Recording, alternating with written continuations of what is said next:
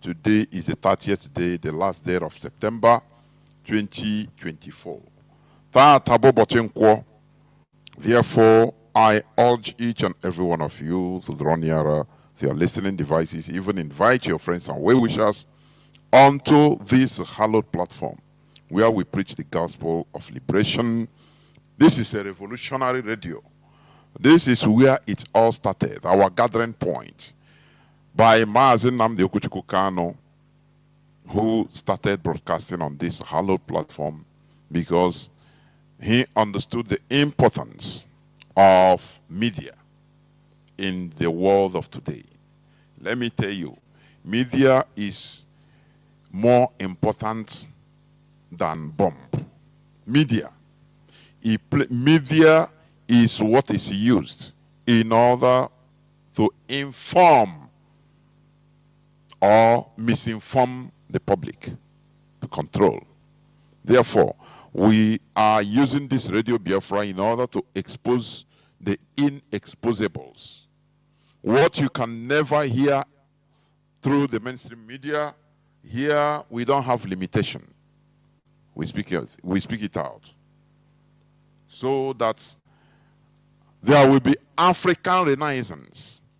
That is what we are pushing. The liberation of Biafra through knowledge, through the awakening. Because the restoration of Biafra is the start of African Renaissance. The genuine liberation, the genuine independence. That is why it is the hardest job. The most tedious work on earth is what we are engaged in. Hearing what I'm saying?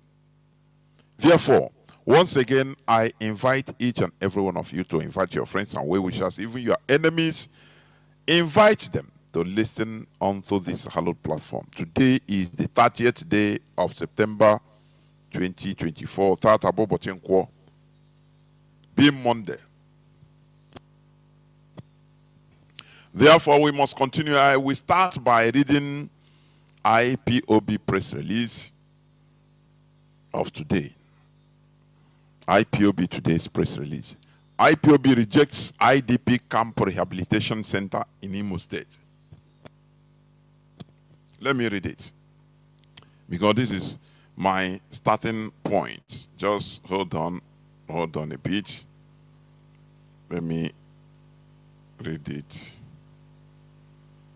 Let me read it a bit. Just hold on. Let me bring it out, please.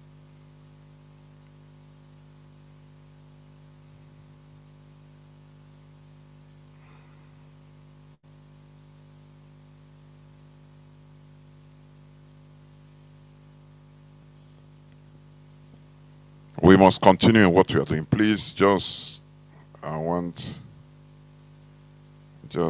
on.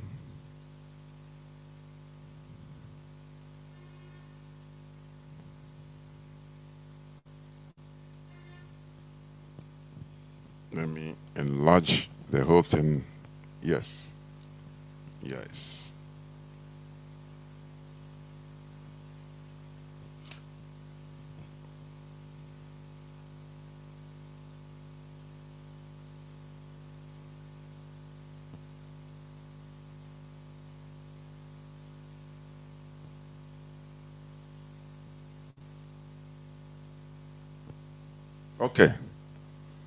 Okay, we must continue. Let me read the IPOB press release of today, being the 30th of September 2024. IPOB rejects IDP camp rehabilitation center in Imo State. The attention of the Directorate of State DOS of the Indigenous People of Biafra, IPOB, has been drawn to the sinister federal government project called Internally Displaced Persons, IDP, Skills Acquisition Camp at Nzu Community in Ehimembano, LGA, Ama for Community in Ohajebuma local government area, Abala Community in Owerri North of Imo State. This small screen project is part of an elaborate, ominous plan by the Fulani and the Nigerian government to dispossess us of our ancestral land and heritage, and it will not work.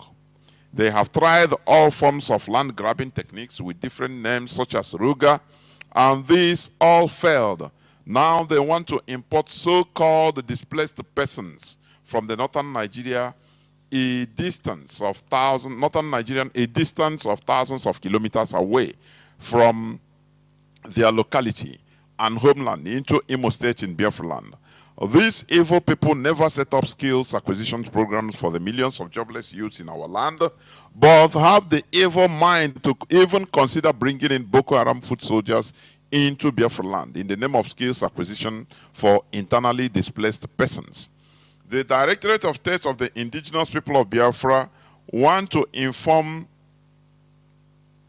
the Fulani and the Nigerian government, together with their stooge and mother of our people, who oppose Odema, that we are aware of the real intention of this so-called IDP Rehabilitation Center in Imo State. The hatred that this man who opposes Odema has for our people can only be compared to what Okpa Biasika did immediately after the war, when he led the foundation for the economic divestment of the whole eastern region. This man who opposes Odema does not have any job creating program in Imo State set up by himself or brought in by the Nigerian government, but he wants to rub it in our faces by telling us he wants to teach skills to Boko Haram in our land. The systematic arrangement to bring in Fulani children into Igbo involving United Nations is a covert project aimed at Igbo, IPOB and Biafrans in general, and Biafrans will not allow such wicked infiltration acts to go on in Igbo. United Nations is fully aware of the persecution, subjugation, and intimidation of intimidation the Igbo are facing in the hands of the rest of Nigeria and their government. UN knows that Nigeria has not established or encouraged any infrastructural or industrial development in Igbo except prisons and military installations. There is no federal government presence in the Biafra territory, so we cannot allow this IDP training camp to train Fulani repentant Boko Haram terrorists to stand in our territory, especially the one proposed in Ehimembano LGA, Ohajeboma LGA, and Owerri North in Imo State. The United Nations never established any project in Igbo land, but now they agreed to bring an IDP camp into Imo State. We are making it precisely clear that it will not be accepted, nor will it work. Ndi Igbo do not have internally displaced persons. Those Igbos that Nigerian Mother's Army displaced when they burnt their houses are accommodated by their relatives and neighbors in our towns and villages. In the entire breadth and length of Biafra land, we don't have homeless people to be accommodated in any IDP camp. Therefore, the federal government plan to export terrorists, their families, and their informants into the southeast region to infiltrate Igbo will be resisted. The dubiosity of the Nigerian government to populate the east with terrorists and bandits is an agenda that every Igbo person must resist, or we will have homegrown terrorists to deal with in the future. It is another way of settling Fulanis in our region, but it won't work. We are 10 steps ahead of this murderous Nigerian government and its agenda. The Directorate of State of the Indigenous People of Biafra wish to let the Nigerian government and the Imo State governor, the hater of Igbo, to stop this demonic IDP project at Ehimembano, Owerri North, and Ohaji Ebema LGAs of Imo State, because it will never stand. IPOB will never allow the Nigerian government and their stooge Supreme Court governor in Imo State to import terrorists and bandits in the name of displaced persons to Igbo. These northern displaced persons should be accommodated in the north because they have large expanse of lands and must not be exported to Igbo. The question that demands answers are, Why is the federal government not extending railway projects into Igbo land? Why are there no international airports, seaports, and other federal funded projects in the southeast? They instead chose to locate an IDP camp that we house on northerners in the southeast region. This evil covert project of the Nigerian government is in connivance with northern terrorists, is to commit mass murder of innocent northern children in this IDP camp, and then turn around, as always, to point accusing fingers at IPOB in order to blackmail our genuine cause for the liberation of our land and people, and turn international outrage against the Biafra struggle. It is imperative that we raise this alarm ahead of this project, this evil project, to avoid this evil agenda from happening, and for the sake of history. The international community should compel the Nigerian government to desist from this project, because IPOB has already exposed their agenda. We are warning the Imo State vampire governor Hope Uzodimma to stop being a stooge for the federal Fulani government of Nigeria against the safety and interests of Igbo.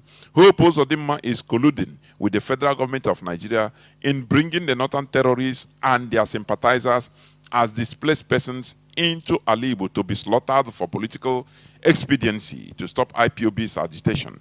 In the same way he invited Alhaji Ahmed Gulak to Imo State in 2021 and murdered him in cold blood on May 30 of the same year, and blamed it on IPOB and later on others.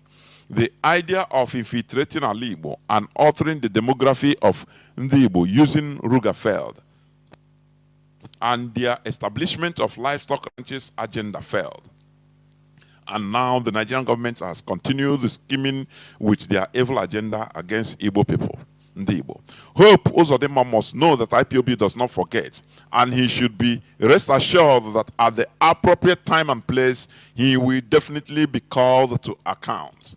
As much as IPOB understands and sympathizes with genuine Nigerian displaced population by the soulless state-sponsored terrorists and bandits all over Nigeria, we will not allow any federal government-sponsored IDP camp in Biafra land. This press release should be a warning to Himembano, local government chairman, Ohaji Egboma, local government chairman, Owerri North local government chairman, Hope Uzodimma, the government of Bola Tinubu, and all the sponsors on this state terrorism project called IDP Center in Imo State to desist from such project. The building should be converted into a secondary school or skills acquisition center for Imo State youths, or the structure should be pulled down immediately. IPOB and Igbo globally reject importation of terrorists, bandits, and their accomplices in the name of IDP Center in Imo State. IPOB will stop at nothing to ensure that the natural demography, safety, and the security of Biafrans are not compromised using the state-sponsored covert project in the name of IDP Camp Skills Acquisition Center. Take the IDP camp or center to the north where it is needed. Igbo does not have internally displaced persons clamoring for resettlement. We take care of our own. Comrade Emma Powerful, Media and Publicity Secretary for the Indigenous People of Biafra. Here we go. That is what has been going on. Hope Uzodimma vows that he will stop at nothing. Another Okpa Biaseka is with us today. In the name of Hope Uzodimma. You know, there is one thing I see with our people. We don't learn from history. Our people never learn from history. Our people, we are so individualistic that we never learn from history. Something will happen to somebody and we kill the person or draw the person into a huge problem. The second person will say, no, me, Ah, me, that person knows Sabi. Me, I will do it tomorrow. Don't worry. And he will go and fall. The third person following him said, don't worry. Me, no. I don't care about that. No, me, I be Mr. Know It All. He will enter, do the same, continue the same mistake. First of all, let us not even forget that this history of APC started with Rochas Okorocha. Have we forgotten? Rochas Okorocha, who is now sitting quietly as a Oluzon senator, representing Oluzon. Have we forgotten that Rochas Okorocha entered into Ikonso house under Abga? You know, here we recall back your memory because our memory is so shallow. Here on Radio Biafra, we bring it back so that you remember. Rochas Okorocha won election in Imo State using Abga as a party. After everything, he dumped Abga and switched on to APC. That is the starting of APC in Imo State. And people clapped and followed him. Undignified people. Have you forgotten that Rochas Okorocha also, he was handy in sponsoring many some Imo traditional chiefs to Mecca for conversion. He gives them money, 2 million naira that time, pay their tickets. Have you forgotten?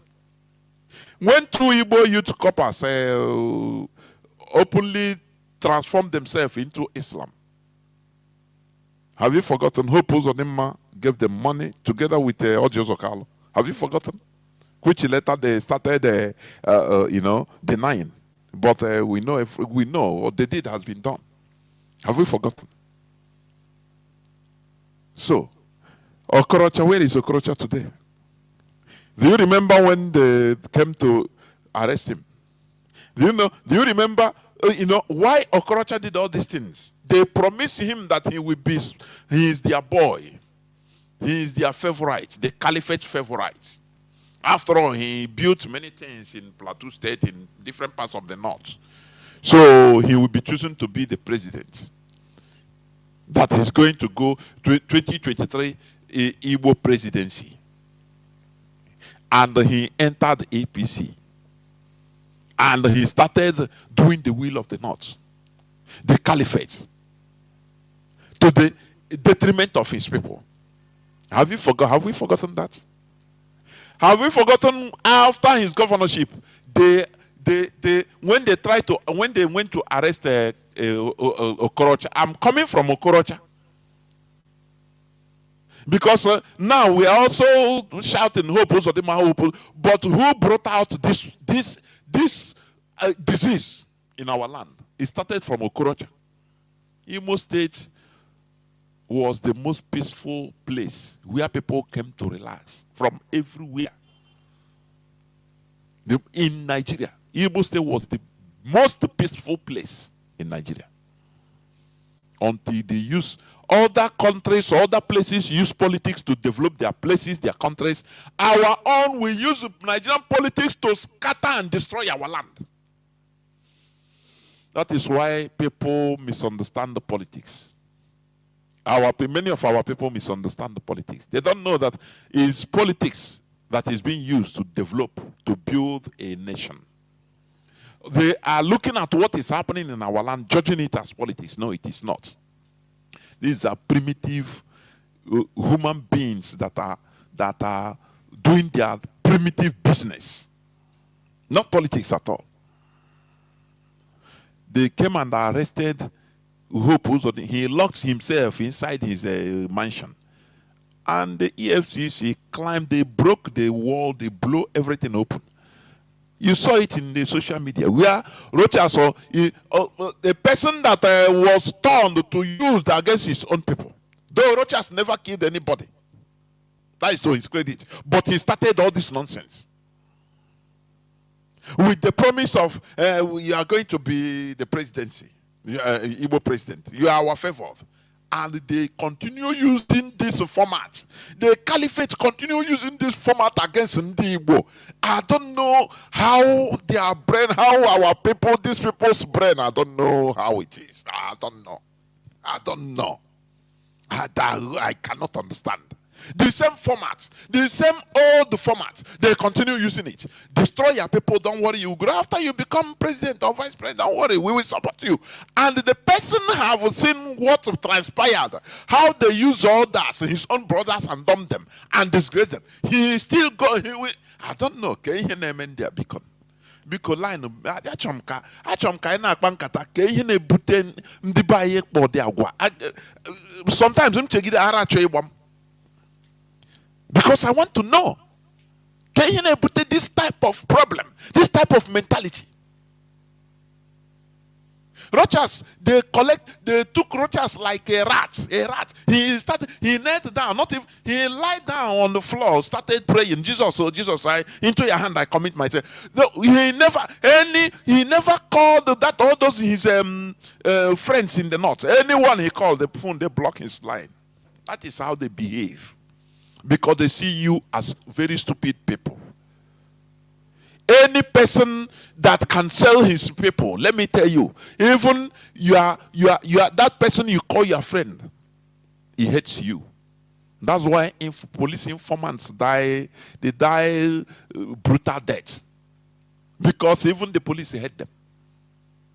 I'm just giving an example, you know.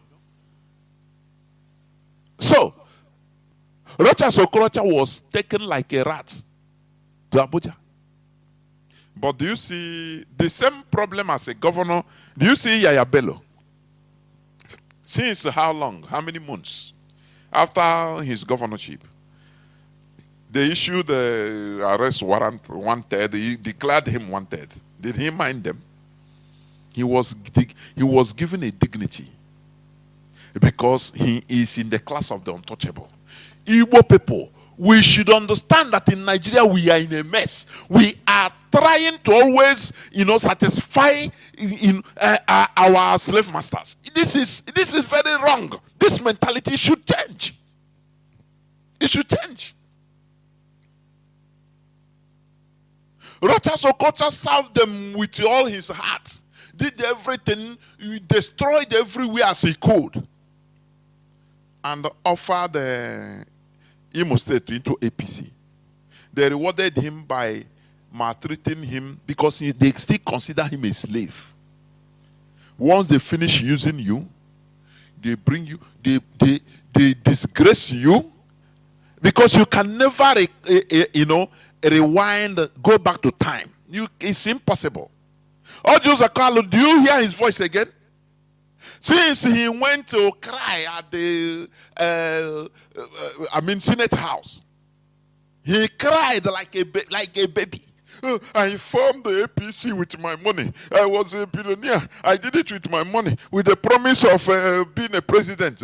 But today, Nigeria has failed me. And when you are telling these people, reason, you are politicians, yes, but reason.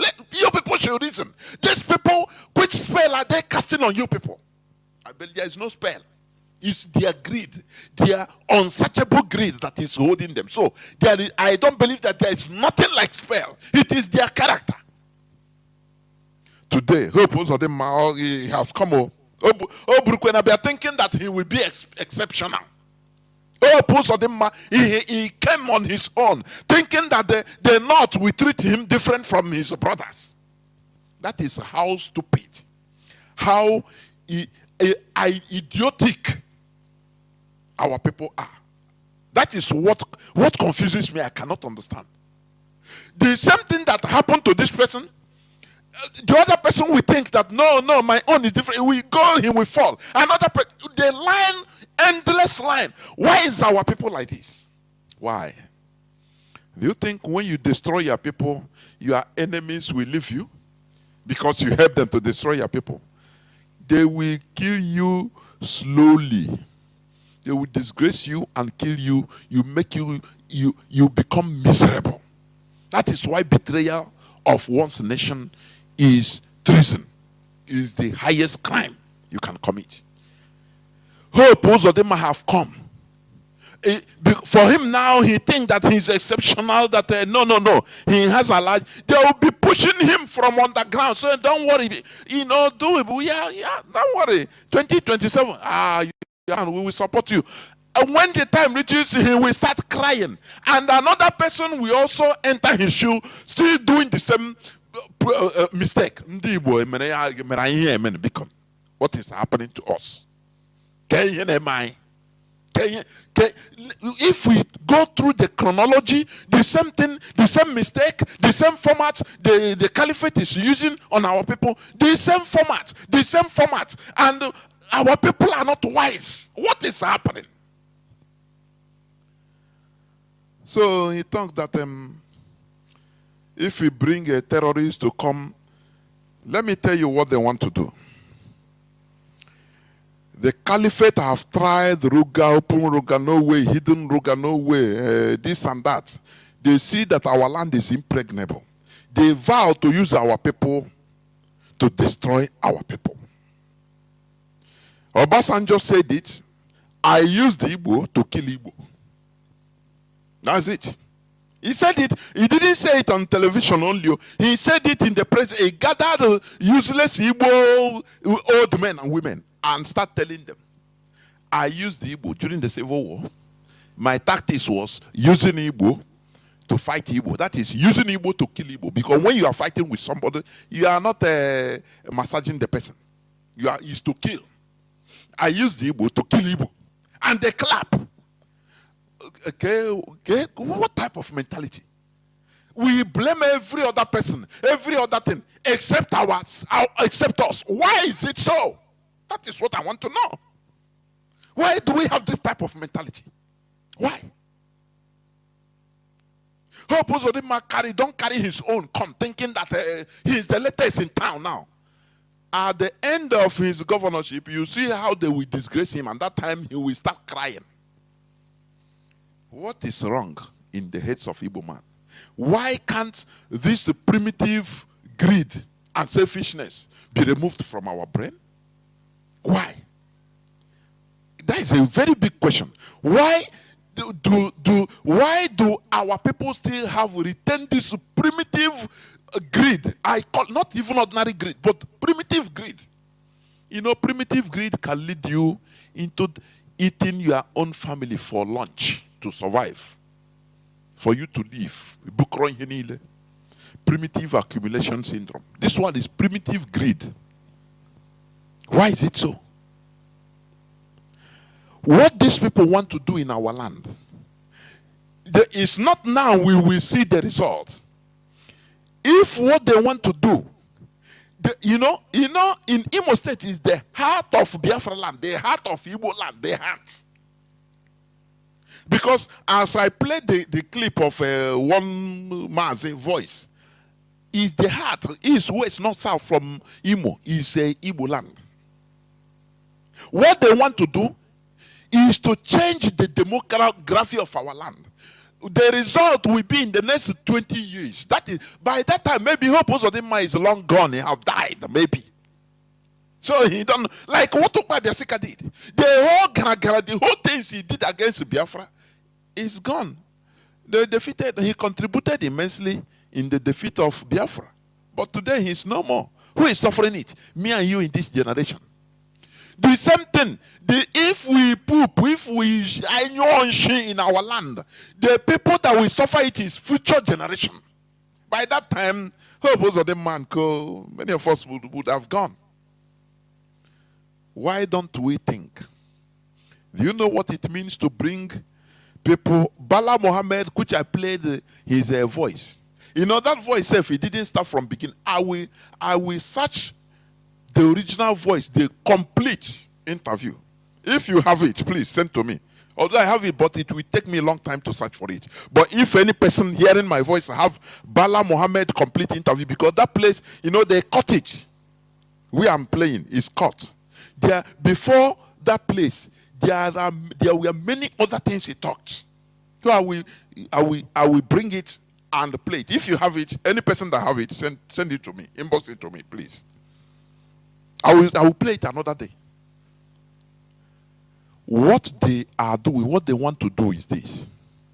You see all those Fulani that are displaced, refugees from Mali, from Sudan, from any other part of Africa. They will bring them. Are you hearing me? They will bring them to our land. These people, they are hardened terrorists. They are not refugees like that. They are hardened terrorists. I watched in a video what happened in Mali last time. The attack of terrorists in their capital. The first time near the airport. And do you know what Malians did? The citizens gather. Okay, they are military now against the citizens gather. That's why I like them. They gather helping their military. They saw some of all these terrorists. When their bullets are finished, they start running. They capture them. The citizens capture them and burn some alive. Behold, many of them are Fulani. Now they start rampaging inside the town. If they see you Fulani, you are gone. Before they start asking for calm in state television in Mali, that they should not take it any, because they are enraged. So the Fulani, they are running away from Mali. This thing has been happening since how many years? These are the people Bala Mohammed is bringing back to Nigeria. These are the people they want to take to our land. And do you know what? They know. They have told them everything, that where they are going to put them is the continuation of the jihad. One, they will burn. You know, they used to burn like pigs. Oh, they don't do anything. It's begging. Their profession is begging. Yes. They don't have ambition like you and I. No. Ahmad Bello said it, that Igbos are if they are employed as ordinary worker in a factory, they want to come out as a headsman, which means he knows that we have ambition and we work hard to achieve our ambition, but it's not their system. Anything they are, they stay like that. A beggar will born, even if his children, he marry 4 or 5 wives, they have 30 children, all will be beggars. The children will be beggars. So, how do you think that we can cohabit? They want to bring them, so they start bearing children as usual. Now their population will be, once they are in our land, a human no were north or Kigwe, they will born children there. Their children will be speaking Igbo. Their children will be accustomed to our system. These are the potential future terrorists, that jihadists, that now we now take over. We now be asking of claiming your land. You understand? Before you know it, their population will they will out-populate everybody, and they will be laying claim. You see how they do? I used to tell you, go and make your research. In Ghana, they don't give Fulani nationality. They are not the Fulani that came today. Fulani that came came to Ghana before Ottoman Danfodio came to Nigeria. Before the father of Ottoman Danfodio came into Gobir, which they renamed the Sokoto. Fulani, first of all, they came to Ghana, for your information. They came to Ghana first. Because as they were coming from north, it's Ghana first. They settled there. Before venturing, some of them started, rearing cattle, pushing eastward towards Nigeria or southward, where they now saw a type of human being, a type of people that are highly gullible. And Ottoman Danfodio did what he did. So today, Ghana, they don't give Fulani nationality as Ghanaian. It doesn't matter your great-great-grandfather, your grandfather have been there since 300 years. They don't care. They say no. They don't give them national ID card. Because they know these people. Are you hearing me? Do you see them having problem with Fulani? The answer is no. Because prevention is better than cure. So what they want to do, they come into our land and establish, they come as strangers, as IDP, this and that. Now, little by little with Nigeria, because Nigerian government will be sponsoring them. They will be gaining ground, bearing children. Now, so where they go? Let me tell you. Do you see the problem of Israel and Hamas? I mean, not Hamas, and the Hezbollah. Do you see today, Israel is destroying also Lebanon? Why don't you ask yourself, why? Is Lebanon their only neighbor? Is Lebanon the only Arab country? Let me tell you this. This is a historical fact. Lebanon was once a Christian majority. More than 75 to 80% of Lebanese, we are Christians. We are not Muslims, in short. Are you hearing what I'm saying? Now, during what they call Nakba, that is in Arab, it is called the catastrophe, Nakba.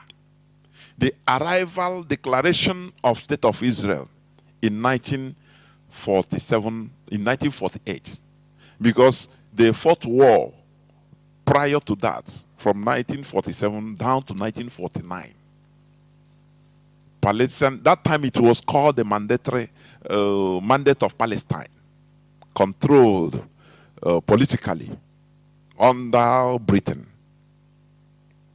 You understand? So, when Israel entered and committed and displaced, they killed, if you study what Israel did to them, to the Palestinians, they destroyed more than 400 to 600 villages in Palestine. They poisoned their wells in villages. Where people drink water, they put poison. For you to, I used to say this. Where you will see the natural law or law of karma will hold people is when you are doing something against your own race, against your own type, against your own tribe. That is betrayal. That is where nature will hold you accountable. And how will it hold you accountable? It will lead to the destruction of that people. But when you are fighting for the interests of the race, collective interest, nature loves it. It doesn't matter if you can destroy others for you to progress. If you can commit war crimes and get away with it. Listen, the condition is getting away with it is allowed in nature. Israel, you are clapping, is advancing today. If you study what they did to the Arabs, you will start shivering. Poisoning wells, sources of water supply of Arabs in Palestine. Do you know what it means? That is war crime. But they are progressing because they did it for their collective interest. It's not individual interest. Listen. Or individual interest. That is the difference. That is why the whole atrocities the Europeans, committed around the world, mostly in Africa, they got away with it and they are progressing. And you are dying to get their visa. Nature didn't punish them. If you want to call it God, God didn't punish them. Instead, God will even love them more. They are progressing. Do you see the difference? Not their one person's individual interest, no, but their collectivity. They were fighting, killing others in order to progress, advance their own.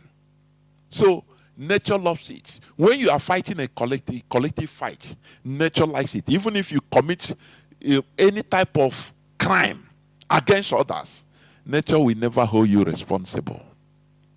As long as you can physically, get away with what you are doing.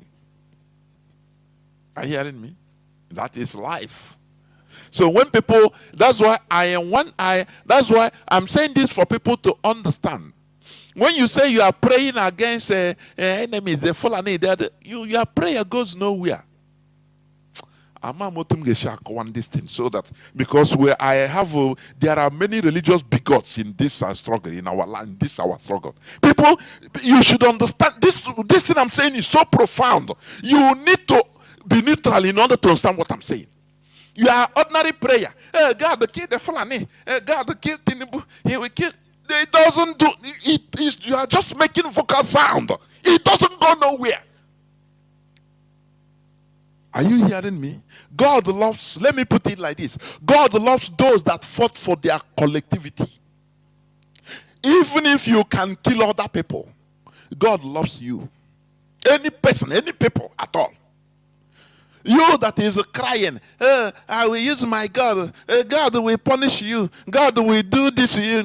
Fulani God. If you don't rise up physically as a people, organize yourself and fight back, God will even help them to wipe you away. Let me tell you that. So people, when you are thinking about, it's a prayer that we are going, that is a false hope you are creating. We have passed this stage. We don't need false hope. We need something real that, let us stop this false hope, giving our people false hope, so that, now we have power. God will do it. God will not do nothing unless you do. Let me tell you. God doesn't, he hates people that are lazy. He hates people that fight individual fights. He hates people that only their individualism, that fight for selfishness, but he loves people that are together, fighting for their own cause. As a race, as a tribe, as a country, anything you can call it that makes them together. They fight one cause. God loves it too. None of your prayer it doesn't remove any stain in their body. They continue waxing strong. Are you hearing me? You are applauding Israel today. Go and study. I mean the Israel now that is a country. Go and study what they did. If you study it as a human being, as somebody with soft mind, you will, but that is the rule of the world. I don't blame them because they fought collectively for their survival, and today they are growing higher and higher and higher. Onye kuokwe with a bomb, each one with a nuclear weapon, so they don't care because they are fighting a collective fight for their collectivity, not for one person. Do you see it? So your prayer, is rubbish.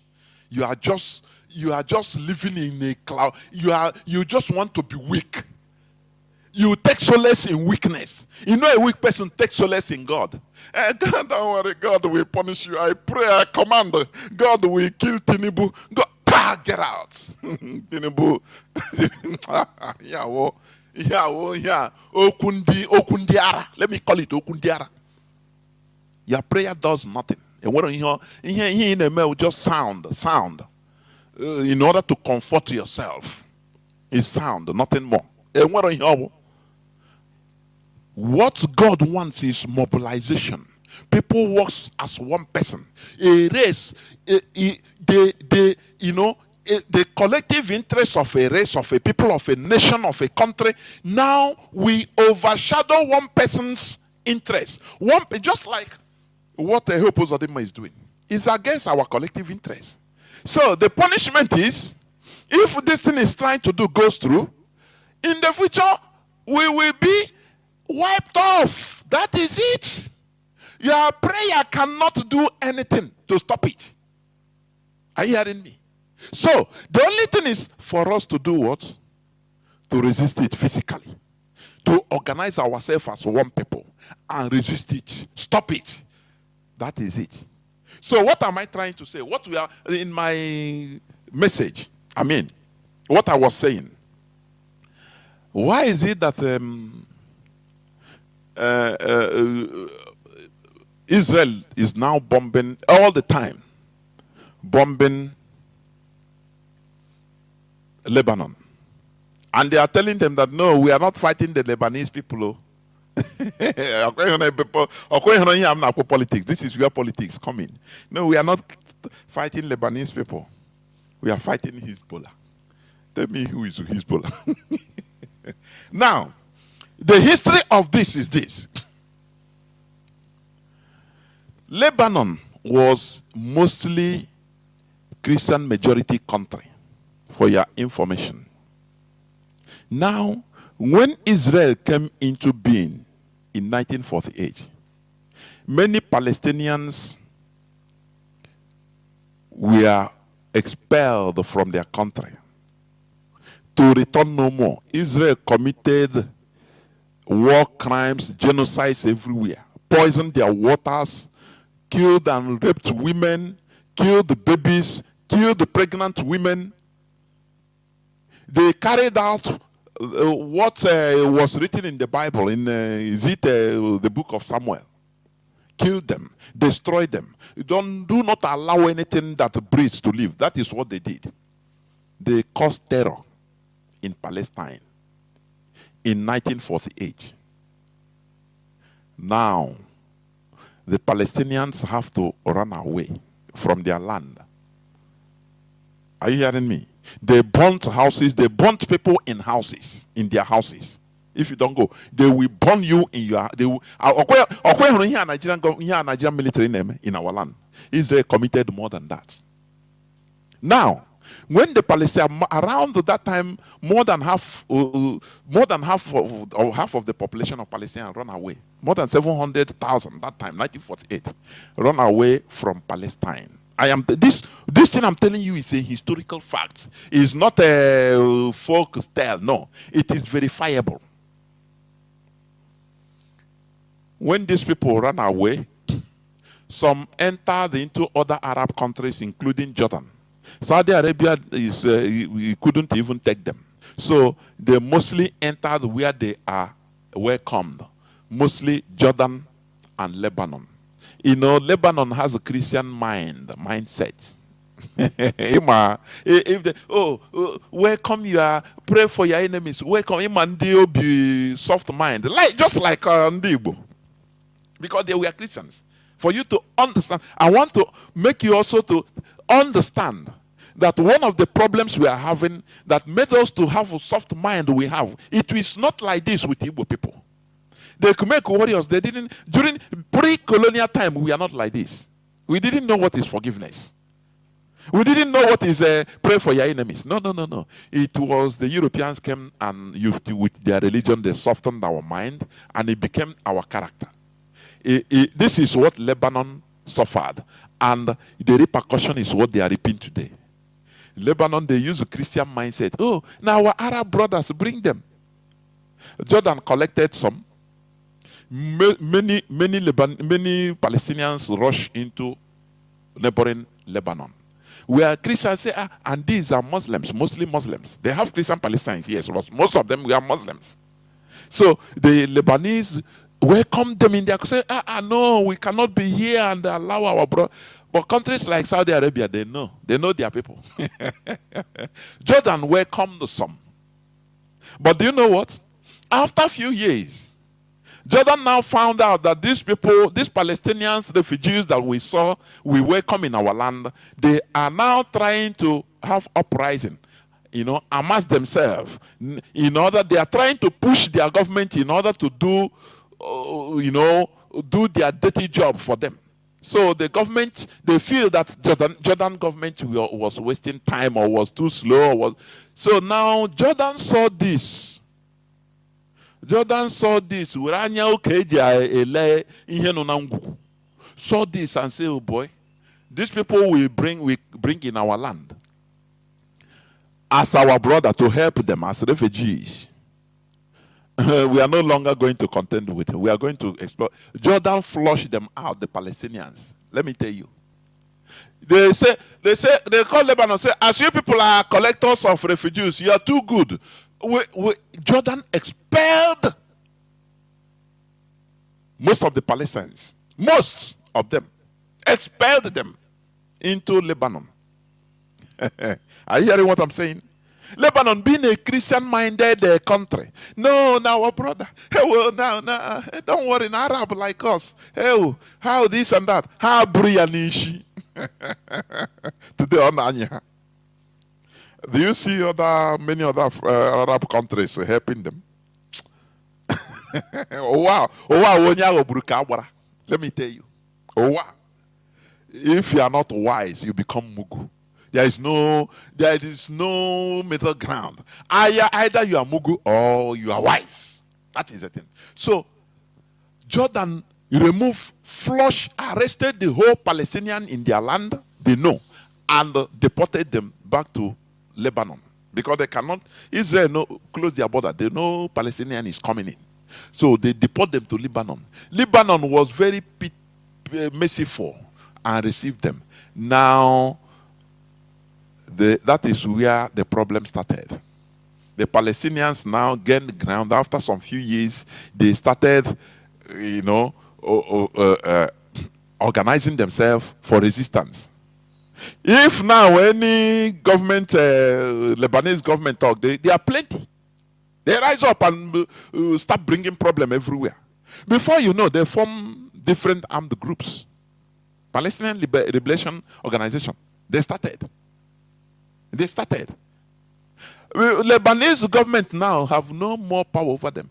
After they started the civil war, they said no, they are the people. These people, because they now added to the Muslim population of Lebanon, they say, why should the Christian be? Because that time Christians were in charge of Lebanon, complete in their government, because they are the majority. Now these people came and added voice, say no, how these people, after all, Christians are pro-Israelis.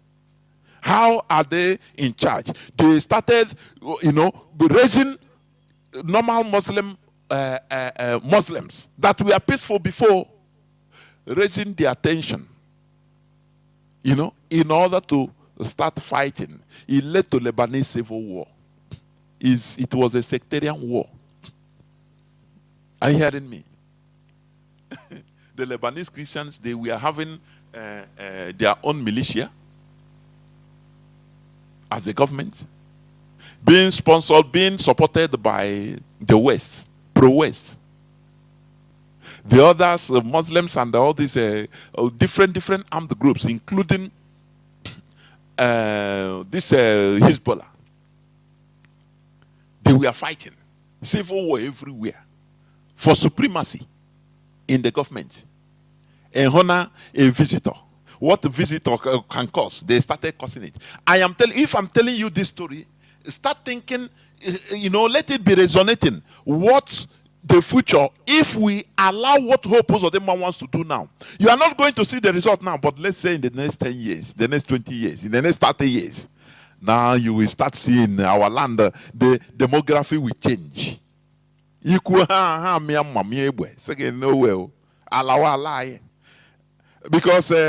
the rhetoric of Fulani is all that you didn't come from heaven or from anywhere. They didn't born you with land. So you come to the world and see land. So we also come to the world and see land. As far as we are here, it is for all of us. So you must negotiate. Do you see where problems used to come? That is what is happening in Lebanon today. Are you hearing me? Lebanon, as a Christian country, allowed them, refugees with a Christian mindset. I mean the modern Christian mindset, not all the Christian mindset was like Islam, kill and slaughter. But Europeans, they quench all this, reorganize Christianity because they have another organizing factor. They created states. Remember, they created states, countries, states, and had the Westphalian Agreement. After now, their states now, revolutions make states, they give states more power over religion, because before it was Christianity that has power over people's lives. But after the European series of revolutions, they were able to checkmate Christianity and bring it down. That is how they now refurbish everything, both in the Bible. Now, if they slap you here, on the other side, they started the old garbages over there. So now it's very peaceful, because the Europeans, they have now another alternative organizing factor. That is states. Their country now is more powerful than religion. Before, religion was their organizing number one organizing factor, but once they were able to bring down Christianity, now they elevated their state. People now became obedient to their state more than religion, and they have to reduce Christianity down to where it is in their countries today. That is how they brought it to our land. We thought that it was like that. No. But the nightmare we have, the quagmire we are in, is we didn't have any other we didn't have a state that is an organizing factor. So they use this religion, and we now imbibe in religion as our number one ideology and organizing factor. But it built our characters as soft people. No, do not retaliate. Vengeance is of the Lord. No, do not. No. That is what led the Lebanese into the quagmire they are in. Now, when all this civil war, the Lebanese civil war, in 1970s to 80s, when it finishes, do you know what? the West convinced the Christian militia in order to disarm. Say, no, Daddy, go. One Lebanon. No problem. Everybody should disarm. For you to understand how the West work. If they are supporting you, one day they will turn against you. That is how, it depends on their interest. Once they use them to fight Cold Wars. After the Cold War, they now demobilize the Christian militia in Lebanon. They say, and they are soft people now, we are believers. Christians are the real believers. Is what you are called, really. Anything you are being told, you don't think. You believe, let us conclude it in prayer. You pray and everything is over. They demobilize. And Hezbollah never accepted. After all, Hezbollah was not even supported by the West, except Hezbollah. That Hezbollah you are talking is party of God. That is the meaning. It's Arabic. Party of God. They returned their arm. They say we are not disarming. They continue till today. Now they grew above the Lebanese government. Do you see the problem they are in? Akahajire Obioma, Nana.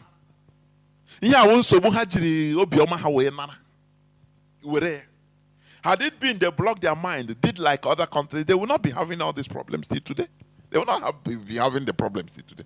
But they Obi Jesus now. That is how it is. Do you see the problem? So today, the infrastructure's being destroyed. Lebanese are being killed because they welcome the refugees with all their hearts. Today, Lebanese demography have changed. Christians now become minority in Lebanon today. Christians, Lebanese Christians are now minority. Do you see how Ndiobia because many of these people, Hezbollah or many Lebanese now that are fighting, they were originally from Palestine. People that were pursued from. So you cannot, no more. They have changed the demography. It is finished. Are you understanding me? Lebanese Christians had to run away because the millions left the Lebanon, and most of them are Christians. When you see many Lebanese you are seeing in many parts of the world where you are, many of them are Christians. Or where? They are Christians. Because that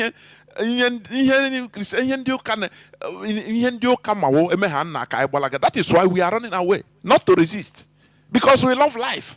Now instead of a problem, I beg, run. I will get you a visa to come to United States. I will get you a visa to come to UK. Don't worry, you run, you leave problem. And you run and leave your land. That is what is worrying us today. We need to look into the future. Are you hearing me? And learn from history what happened to people. So, when you are talking about what hope, that hope, I see hope also in mass hope. A criminal. Am I a criminal? A criminal. There's a way contact. Oh, it's very dangerous. Honestly, it's dangerous. It's dangerous. That's why when you look at some of our people that are not supposed to even, they suppose they know even in the Manadu to how one thing or one counter will go like this, and in her hand they made it. Hope is one of them. He said, "Nah, here chukunyem that this position God gave to me, which I don't even dream, and the God just butter my bread gave me this position. My brother, no person can. Have you forgotten? He said it. He said nobody can take it away from him. That's it. He doesn't care about Igbo people being exterminated. That is not his problem. But he's one person. Are you hearing me? He is one individual. And remember, what he's doing today, it will be suffered when he is long gone. Are you hearing what I'm saying? Is Azikiwe alive today? The answer is no. Is Azikiwe alive today? The answer is no. Is Okpabi Asika alive today? The answer is no. But we are the people suffering the mess they created. Are you hearing what I'm saying? I used to, be furious against people defending Azikiwe. No, he didn't know what happened that time. I used to be furious, honestly. Azikiwe understood everything that happened during that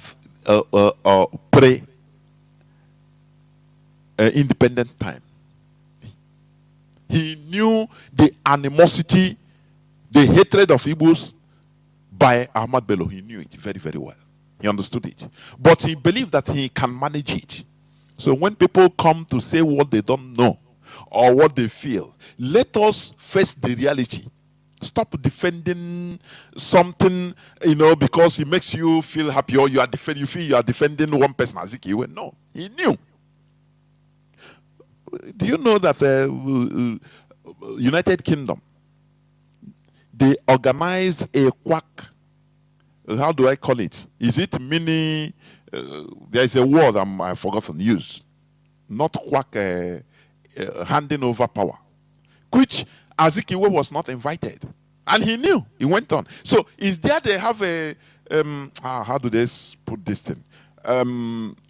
Not quack war between British Kingdom and the Sokoto Caliphate, and they purposely allowed the Sokoto Caliphate to win that mini war which they organized. That is how they handed the scepter to the Sokoto Caliphate, the scepter of Nigeria to the Sokoto Caliphate. And people are telling me that Azikiwe didn't know these things. They handed even Nigerian flag to Ahmad Bello. Azikiwe knew all these things. But being an Igbo man, he believed that, nah, don't worry. I want him sense now. Don't worry. I know how to maneuver. I will deny the smart. And that is something that has been killing us. When you think that you are more smarter than every other person, it kills. That mentality kills. It makes you don't learn. Azikiwe, he knew what Britain and Ahmed Bello was negotiating. But for him, he will outsmart Ahmed Bello. He said, no, hey, come here now. I speak Hausa. I know their mentality. He didn't know that these people are experts in politics. He didn't know. Him that they born him in Zungeru. So, Azikiwe understood the danger, the future danger we are in, but he thought that he can manage it.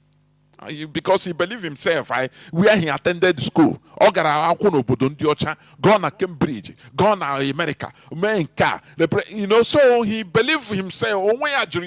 The same way Agri heroes, he knew the danger, but he said nothing maker. Because all trust on this around, they say, who can come in here? Who? Look, stop talking rubbish. Nothing maker. Who can penetrate here?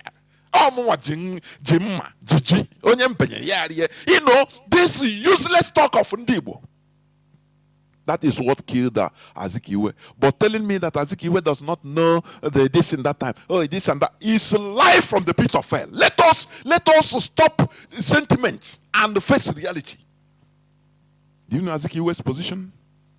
Azikiwe was supposed to be, if it's not Nigeria, Azikiwe was supposed to be the person, the main person that should be, because he has everything. But he was OB, you know, there is one mentality he has, that mentality of Ndibo. Now, don't worry. Anything you negotiate, I beg. Britain, give him, don't worry. On they go now. Give them anything, don't worry. When on I go come back again. No way, is it not forever? Don't worry. I will know how to maneuver and how to maneuver him. Don't worry now. It's what he'll be talking inside his mind. Why do you think that this guy was talking to him? The one that died, what is his name? Advising Azikiwe as his junior. Say, Oga, that road you are entering, no, that way you are in that direction, there is no road there. Oh. Come back. I don't trust these white people. Oh. The only Briton I trust is the one dead. That is lifeless. Azikiwe, you know, shoved him with a wave of hand. Said, oh, but this, do you know me? Do you know who I be? Do you know where I've gone? Do you know how I study? I know these people more than you. So leave me. I know what I'm doing. You check them there. That's why I'm just saying, if you see any Igbo man, you ask him, say, nah, listen, there where you are going, look at what is danger. You say, or say, uchem there, go to tenora. I am telling you. So please, let us learn from history. So the problem Lebanon is having today is the same thing they want to bring in our land, changing demography. Just like they bring, they knock in sheep's house or sheep's pen. Say, please, I want you to harbor small. Rain is falling. This lion, let it be with you. He's a small lion. And the sheep harbor him. He will grow and eat the sheep. That is what is happening. So, the Fulani Caliphate, they have tried every way to penetrate Igbo. That is why they harbor the hatred. Let me tell you, what they want to do in Nigeria is to homogenize Nigeria. Homogeny. So that everywhere we be, you know, you will see Alhaji Haruna from Imo State. You know, everywhere we be like everywhere under the caliphate. By that time now, yes, that is, they presume that is the time there will be peace because everything will be under them. That is how they be. That is how they behave. There will be no peace until they have control. That is what is happening everywhere. Are you hearing me? Without them being in control, there will be no peace. So, if you are a peacemaker or a peaceful person, you must be under their control. And under their control is they are your master. Are you hearing me? They command, you cannot progress. And that is why we have looked at Nigeria and said, no, there is no hope for us in Nigeria. We are nothing in Nigeria. We must get out from Nigeria. And that is what we are doing. So let us rise up. This is not only a human Bano issue or Were issue or Kuchoda or Kigwe issue. No. It is about our survival. The Palestinians, there is a place, a community in Lebanon they call Palestine, but in Lebanon. Are you hearing me? That is where mostly the community where Palestinians are. But what is the problem they brought? It didn't concern only the people that are living, only Lebanese that are living around them. No, it concerns the whole Lebanese now, today. So that is why the problem that Hope Uzodinma is trying to bring in the heart of Igbo land, it is our collective problem. We want it will be our collective problem in future. Don't see it as Imo problem. See it as Igbo Biafran's problem.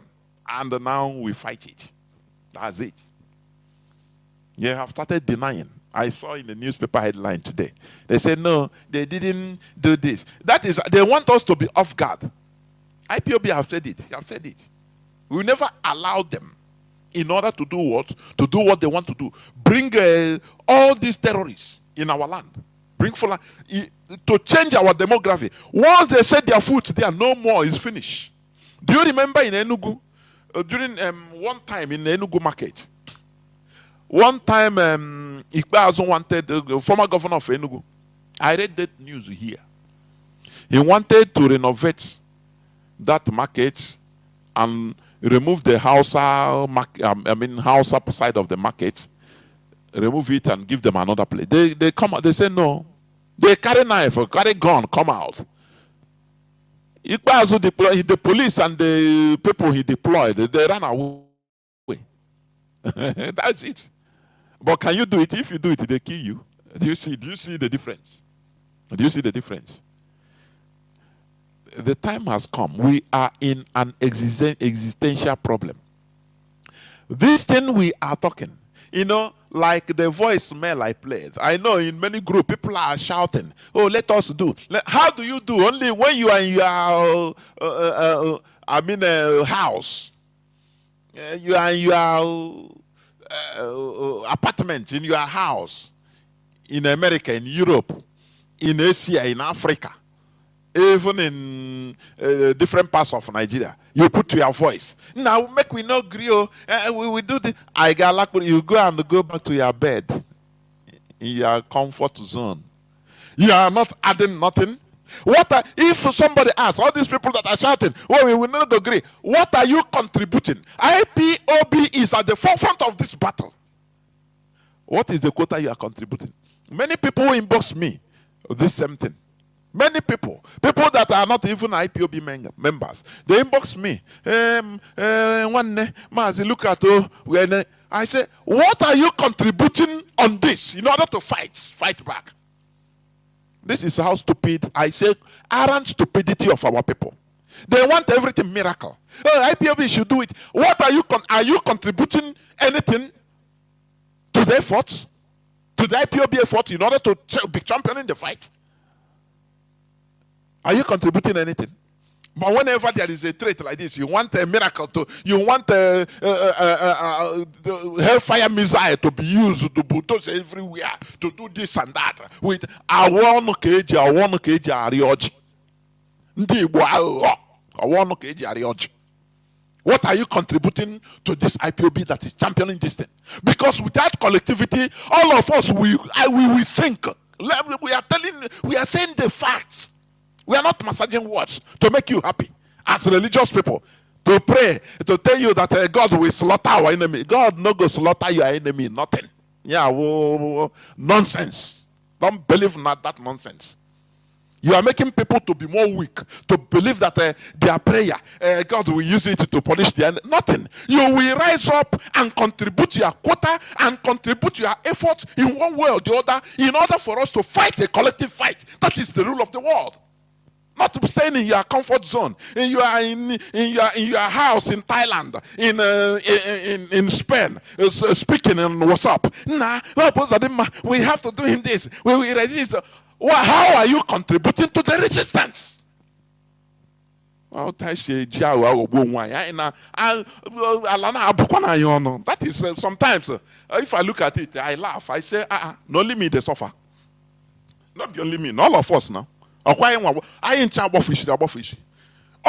we learn and start contributing, whether you are an IPOB member or not, you call, you make contact. If you don't want to come out openly to join IPOB, no problem. You call and make contact and say, Maazi, please, I want to contribute. How do I send money? This thing that is happening, it touch me, I beg. I want to be supporting. How do if the money is big, IPOB does not reject $1 million or 1 million euro or 1 million Swiss franc. We don't reject it. If you don't want your name to be mentioned, no problem about it. But we need finance in order to continue championing this. Do you think that what we are doing, it doesn't involve money? Do you think so? All you know is to inbox me. in boss, many of us. Now, you see what help us I didn't want to do. Now, let us resist it. Are you resisting it with mouth? Is it only mouth you are resisting in Igbo? Now, are you resisting it with mouth? Why can't you call and support? Say, look, I'm going to this thing. I will be giving so amount, or I will give this amount. Make a contact. Direct me to the leadership of the struggle. It will be done, no problem. Hey, we present the sentiment. Once, one day, 24 hours, that one finish. Only on the push join here, very race that can primitive race. It's only IPOB here. We tell ourselves the truth. Stop deceiving yourself, thinking that you are deceiving others. It is all of us that are suffering it. It's collective suffering. It needs collective remedy. That is it. That is it. You contribute your quota. Anyhow, whether secretly or openly, if you contribute money, you want it to be announced every day on Radio Biafra, it will be done. If you also call and make contact and contribute, and you don't want your name to be mentioned, no person will hear it. This is IPOB. But you must contribute. Not let us do this. Like can I resist? How do you resist it? Do you think it's easy? What IPOB is doing? Do you think it's easy? Do you think it's easy? That is it. We must tell ourselves the truth. Let me check another headline before I open the line, please. Yes, Maazi, thank you very much. When Mbono Jike was talking to Zeke, Mbono Jike, when now do you have PhD like me? Nah, leave. Leave. Now me be Zeke, I know what I'm doing. Onyibo, oh my name. Oh, I know. Don't worry, I know what I'm doing. Before Akin know himself, is she upon before he understands himself. That is the problem we have. Over self-confidence. As a wise person, you are not always confident of yourself. That is why when you are not confident, always, not being confident in what you are doing, no, but that security, sense of security. That, in every way, in your actions, it makes you be at alert. Whenever you finish, even finish making public statement, you will go down and start thinking, now, do I make any mistake? You start judging yourself. That is how wise people do. Not overconfidence. Nah, I know what I'm doing. I know. How do you know what you are doing? How? So let us know the dynamics of the world we are in. Let us know it. Let us know it. Okay. Okay. Let me read another news headline. Is it another news headline? Yes. There is another thing I want to talk about. The Nigerian Senate rejects bill to return Nigeria to regionalism. I even put it on my timeline. It tells you all you need to know. You understand me? There is one senator, Senator Opayemi. He's a Yoruba, Opayemi Bamidele. He said, if you allow regional system in this Nigeria, then we have automatically given the Igbos their Biafra Republic.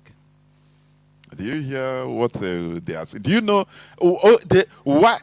They know that, okay, regionalism is good, though. But the hatred of Igbo is blinding them. And I love this. It will destroy everybody. If you hold me on the ground, you will not rise up now. Because if you rise up, I rise up. You hold me on the ground holds you also. You will be touching sand like me. So what is it? Let them continue. This is the destruction of Nigeria. Everybody is suffering. Everybody is suffering. Is it only Igbos? All this is the hatred of Igbos. They say Igbos are this. We are bad. We are this and that. Okay, we are bad. We kick us out of Nigeria. Say no, you must be there. Now I ask, what can we call this type of disease? When Singapore, Malaysia and Singapore, we are one country from 1962 to 1965. They started having religious problems, core value system problems, killing themselves. To the extent is Malaysia one day rose up and expelled Singapore from their communion or their union. Malaysia Prime Minister, he rose up in 1965 and said, from today, we will end up killing ourselves. It's the fault of Singapore. Singapore, they are good for nothing. It's a dot. They don't have land. We thereby expel them. They are no more part of our country. And the Singaporean president, as of that time, he was crying. He said, we have been expelled from the union. He talked to his people shedding tears. And he exalted his people, comforted them, said, this is a challenge. Let us build our country in order to show Malaysia that we can do it. And today, Singapore is one of the best countries one of the highest developed countries in the world. Singaporean passport is #1 passport that goes everywhere visa free. Because they don't even want to come to your country. You beg them, you pay them to come to your country to spend money. Can you live in Singapore? Can you pay the bills? Do you see? Had it been we are together with Malaysia, till today they will be quagmire. They will be killing themselves. Call election is a Singaporean turn to rule. No, it's this and that. They will kill themselves. No development, just as we have in Nigeria. But they know themselves. They say, okay, they pursued Singapore out of the union. And today Singapore is #1. But in the case of Nigeria, they hold us hostage. They say, no, we don't love you, we hate you, but you will be with us. So they want us to be, subjugated. Britain wants to use Nigeria to make sure that Igbos, Biafrans will be down. These people we hate. Our hatred will never stop until we bring you down. Until in the next 200 years, your children, your generation that time will be doing Babi along the street. That is what Britain wants. And it will never happen. That is what you are fighting. And that is why you have to support what you are doing. You must contribute your quota in what you are doing. You give us your effort. Not only talking and showing us what to do. Go do this. Are you asking, how do you people get money? Do you ask that?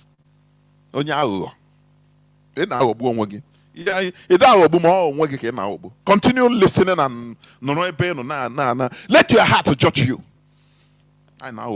This is you see, you say you are praying to God. God hates people that are like this, for your information. After you kneel down, you say, I pray. Oh, I command the Fulani. Oh, let them not do this. God, and you are not contributing nothing physically in order to do what? To face our reality. I'm telling you, your prayer is just like when mess. You are messing towards that you are God. So the odor is pungent, is smelling sulfur to God. He will make sure that you and the race will become obliterated. But when you add your quota, you say, oh boy, this thing, how can I contribute? You make contacts and start contributing. That is when God will say, okay, these people are serious. These people are serious. That is it. So we should understand what is happening. So they reject the bill and we applaud them because Nigeria is going on violent death. Remember United Nations reports 2030 will be what they put in that report is what is happening step by step. Sudden death, Nigeria is going to end. That is it. A time will come, a failed state. There will be, militancy everywhere. There will be breakdown of law and order to the extent that every side will form their militia and guide themselves. No more central government. If you come, everybody is what is happening in the north. It starts in the north. When you read this rejection of by Senate, the bill to return Nigeria to regionalism, the northern senators, they were vehement. They said, no, we can never allow it. And you can never allow it. You want to transport your terrorism down to our side. You want to transport it using our Afonja, our own Igbo Afonja, called Hope Sodima, who you put in on us through the back door. And you think it will be okay? We will accept it? It's better. This suffering, guys, let us suffer it once and for all. I'm saying this. This suffering, this fight, we must fight and suffer it once and for all. Our fathers, they fought for 3 years and everybody discharged. Go back and retake their vomit under one Nigeria. Nothing happened. After 50-something years, here we are again doing the same thing worse. Do you want our children to continue shouting and being killed every time? Is it not stupidity? Had it been our fathers continue, by now we must have Biafra. Even if it took them another 10 years or 20 years, by now we will be in our land. Do you know that? They will suffer. People will die, but they will be in our land. You know, our people, I used to say it, they know how to justify failure. No, that time now, you know, if we don't stop now, hunger will kill us all. Now, lie. If you want, throw 10 nuclear bombs in Africa, there will be survivors. There must be. In Nagasaki and Hiroshima, they threw nuclear bombs. There must be survivors. Talk less of war. Since 1970 till now, do you know how many Biafrans have been killed, slaughtered, massacred by Nigeria? Through their policies, through direct military and police guns and bullets and bombs, through their policies, through hunger, through different ways. Which Biafran does not have a story to tell about how Nigeria maltreated him. That's why many of our people are simply mad, because of the trauma. Nigerian government traumatized us. You see many of our people, even abroad, when they open mouth, you say, you will see. If I ask now, say, people that have lost their containers in Nigeria, call and tell. You will say, almost everybody sending container must have lost 1 or 2 containers or more in Nigeria. And we keep quiet. Do you think it's not having effect on our head? Do you think it's not, our people, we are not traumatized with all this? Do you know how it is shortening our people's lives? Slow death and quick death. Is it not death, the same death? That is what Nigeria have cost us, and it's still costing us. From 1970 to today, millions of our people that have died, avoidable deaths. Avoidable deaths. But because we are in Nigeria, that is why. And we will not grow. Our talent have been lost. Now they brought drug. They are encouraging our people to start a drug factory in our land in order to make everybody zombie. That is what Nigeria is sponsoring. The clearance of our race, the annihilation of our race, making us to be nothing. And the IPOB is here, championing it. And all you could do is IPOB, please, man, do how you are not here. What are you contributing? Please, man, do you see on this and that? Now let us. How are you organizing? Let us. It's very easy in the mouth. Let us do this. Oh, yeah, okay. Let us do this. Say it on WhatsApp group. Oh yeah, let us do this. Oh, on social media. No, how do you organize that, what you are saying? Let us.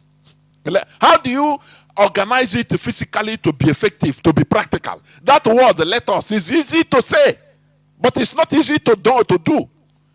That is why this radio is handy, for you to support what we are doing. Contribute to support what we are doing, because we need that money. IPOB need it.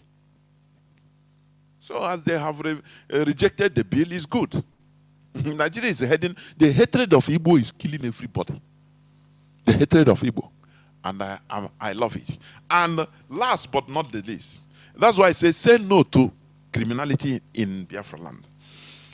Do you know that they are using, you know, there is ongoing diplomatic blackmail and onslaught against IPOB by Nigeria and Britain? Do you know that? Do you know that? I used to tell you here, all this criminality Nigerian being sponsored by Nigerian government, passively and actively. Actively is the one they sponsor, they direct. They use DSS officers or Nigerian military in order to do what? In order to cause mayhem, or to cause like they did in Aba the other time. They did a false flag operation. They will cover their face and go and kill 4 or 5 Nigerian military, so that they will use it as an excuse in order to come and kill everybody. Just like what George Bush did in Iraq. Smoke screen. They use smoke screen. Just fine. George Bush told his the CIA director, he said, give me anything that will, as an excuse to warrant me to go and invade Iraq. And they started searching until them with Amechalaba, who was a sworn enemy of Saddam Hussein, that was living in America.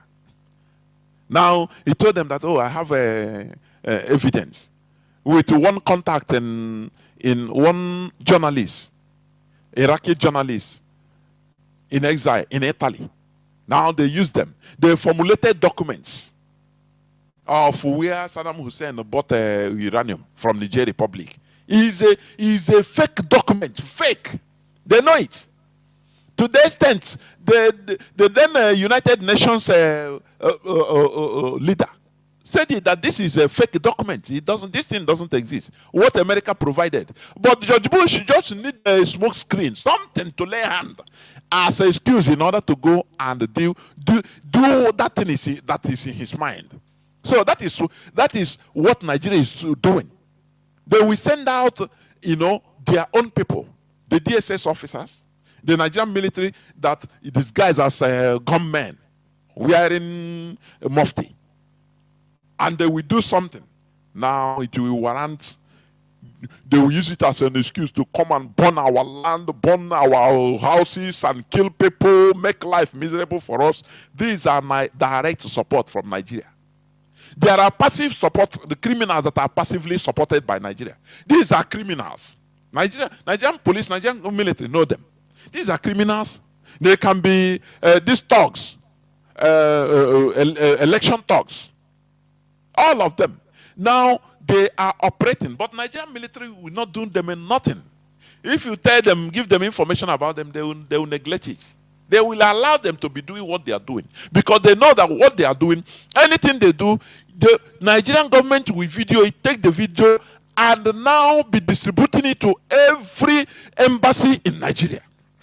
That is what they do. When we say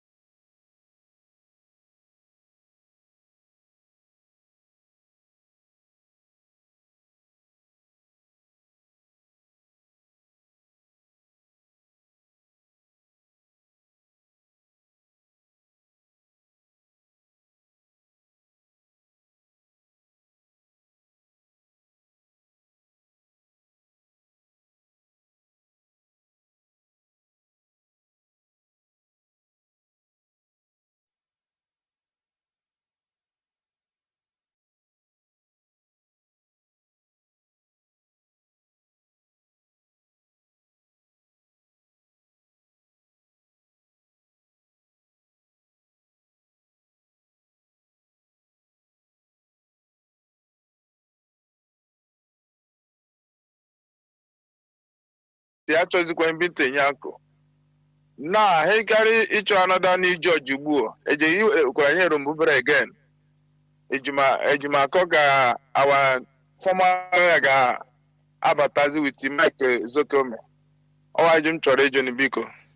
Mazi, Jimako or the lawyer, or the lead counsel for now. So, or the choice of Mazin Namdekano. So, what on here, or Yawa, or his choice. So that's the thing. No talk, no CD unless Yawa change it. That's the thing. But as of now, all Yawa with the lead lawyer, the lead attorney, the lead counsel. There we. Okay, thank you, Mazi Jonathan. There we. I am Chore Johnny. There we. Bye bye. Because ne cry number chronic so that can we can with the one can get wiki donate ni. You do the you can inbox me. Come remark all your number because there are many calls. You tell me this is okay. Nge test regular signal. Yes. Okay. Okay, Ngwan. Thanks so much. Mazi Obasi, can you hear me? Welcome to the program. Yes, Mazi Wachineke. Greetings from here. This is SC Obasi, and I'm calling from Ghana as usual. Thank you for the work that you're doing. I've said this before, and I'll continue to say this, that I'm eternally grateful for IPOB, because for the first time we have a voice. For the first time we have people who are thinking collectively for our own collective good. For the first time, we are informed, or we are pre-informed of certain things that are important to our survival and our existence in general. So thank you very much, and thank Tuko Kabiama for bringing IPOB. Concerning what is happening in Imo State and generally in Biafra land, which they are using Uzodinma to test the waters, to see our reaction, to test our resolve, for them to know if they can implement that devilish plan in order to be able to continue in other parts of Biafra land. I want our people to think about Lokbanta, the cattle market in Lokbanta in Abia State, and the discovery that was made there not too long ago. The story about what happened in Lokbanta is not what happens during the time of our forefathers. It happened before our own eyes. Some of us are still expecting the outcome of that investigation and know who is going to be punished, if there is any, or what is going to be the conclusion of the matter. We are yet to hear it, and I hope that the governor of Abia State is not sweeping that under the carpet as usual with what happens in Nigeria. What happened in Abia State is an eye-opener to the kind of business, let me use the word business in quote, or the kind of business in quote that these people bring into our land. We know that since that discovery in Lokbanta cattle market, that there has been some sanity in that area in terms of people disappearing and things like that. That goes along to show you that these people are not there for the business that we think they are there for. This is the same reason why, as you mentioned in your broadcast, a market in Enugu, I believe it's in Turkey, was tried to be renovated by the governor, and so that the people can be relocated, and they refused because they know what they're doing there. And before our eyes, Imo State is doing what they are doing, or Hope Uzodinma is trying to do what he's doing, and we are keeping quiet. I need us to understand as a people that if other people can make this mistake, we cannot afford to make that mistake. Earlier on, also in your broadcast, you mentioned, when you're talking about the case of Lebanon, of the effect of the Christian mind, or what Christianity have on the people that make them to lose God, or make them to to be weak in such a way that they are taking over while trying to show kindness in such a very weak manner. And the same thing has happened to us in a different direction that we are not paying attention to. And that is when it comes to our ordinala and our land. I know some people are not happy when we mention ordinala and Christianity, but it's not because we hate Christians as a people, but the ideology is what we attack because it is killing us. In our land, we know that the concept of arrow, somebody who has gone against the laws of the land, does not affect an individual, rather it affects the entire people that reside upon that land. If what am I calling Mazi? If Hope Uzodinma is going to bring people who are going to engage in such a business that we have seen in Lokbanta, that we disintegrate our land, that we cause bloodshed in our land, and at the end of the day, all of us suffer because the land has been disintegrated. Why should all of us keep quiet? Just because we think we disagree with IPOB, or because we think that we are gaining from the party of the day, the government of the day in the state, or because we think that Hope Uzodinma is giving you some crumbs here and there, you keep quiet. Somebody rightly say here that we have politicians. All of them are quiet. Even those of them who make noise, those of them who came to join IPOB to shout that Igbos will not join in the protest, we have died enough, as if they care about the Biafran. They are only speaking because they know that IPOB have said it and it has gained traction, and they want to quickly join and enjoy the popularity that comes with it. Even those people are keeping quiet today. Those people are keeping quiet today. All the people who claim Ohanese and the rest of them, they are keeping quiet. How much are they giving? How much were they paid to transport these people, to bring this ticking time bomb into our land and change the demography of our land? These are people that, like I said earlier this morning in Mazuwachineke's program, these are people that marry 4, give birth to as many as they can. And you and I, because of Christianity, we only marry one man, one wife. At the end of the day, because we think we are so enlightened and educated in our foolishness, we give birth to one, two, and we say that, oh, I want to raise them well, I want to train them in school. And these people will come with their population within the next 10 years, grow in population, change the demography of our land, and decide who leads us, decide who becomes who. And guess what? You cannot expel them just like that.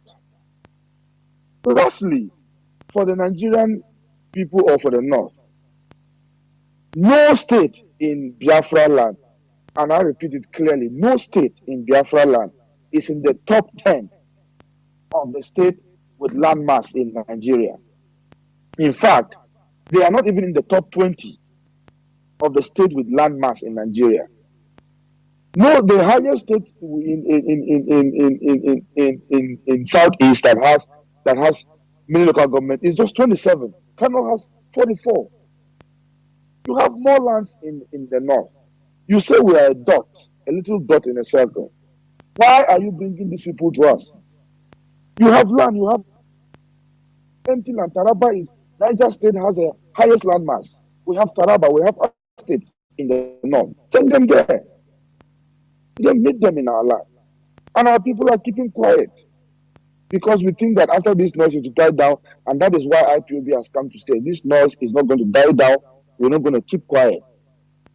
And to the people who think they are going to be in power forever, enough have been said about those who have thought in that way in the history and where they are today. Maziwa Chineke, thank you very much for the work that you do, and I will drop my thumbs at this very moment. Continue to listen. Thank you. Caller on signal. Can you hear me? Caller on signal.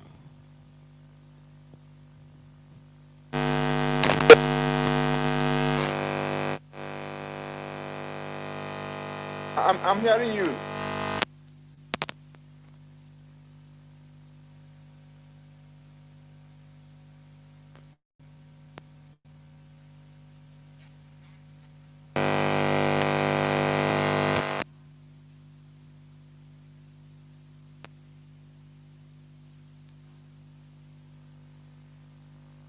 Go on. Yes, go on. yes, yes, Go on. yes. Go on now. It's okay. Okay, thank you very much, my brother. My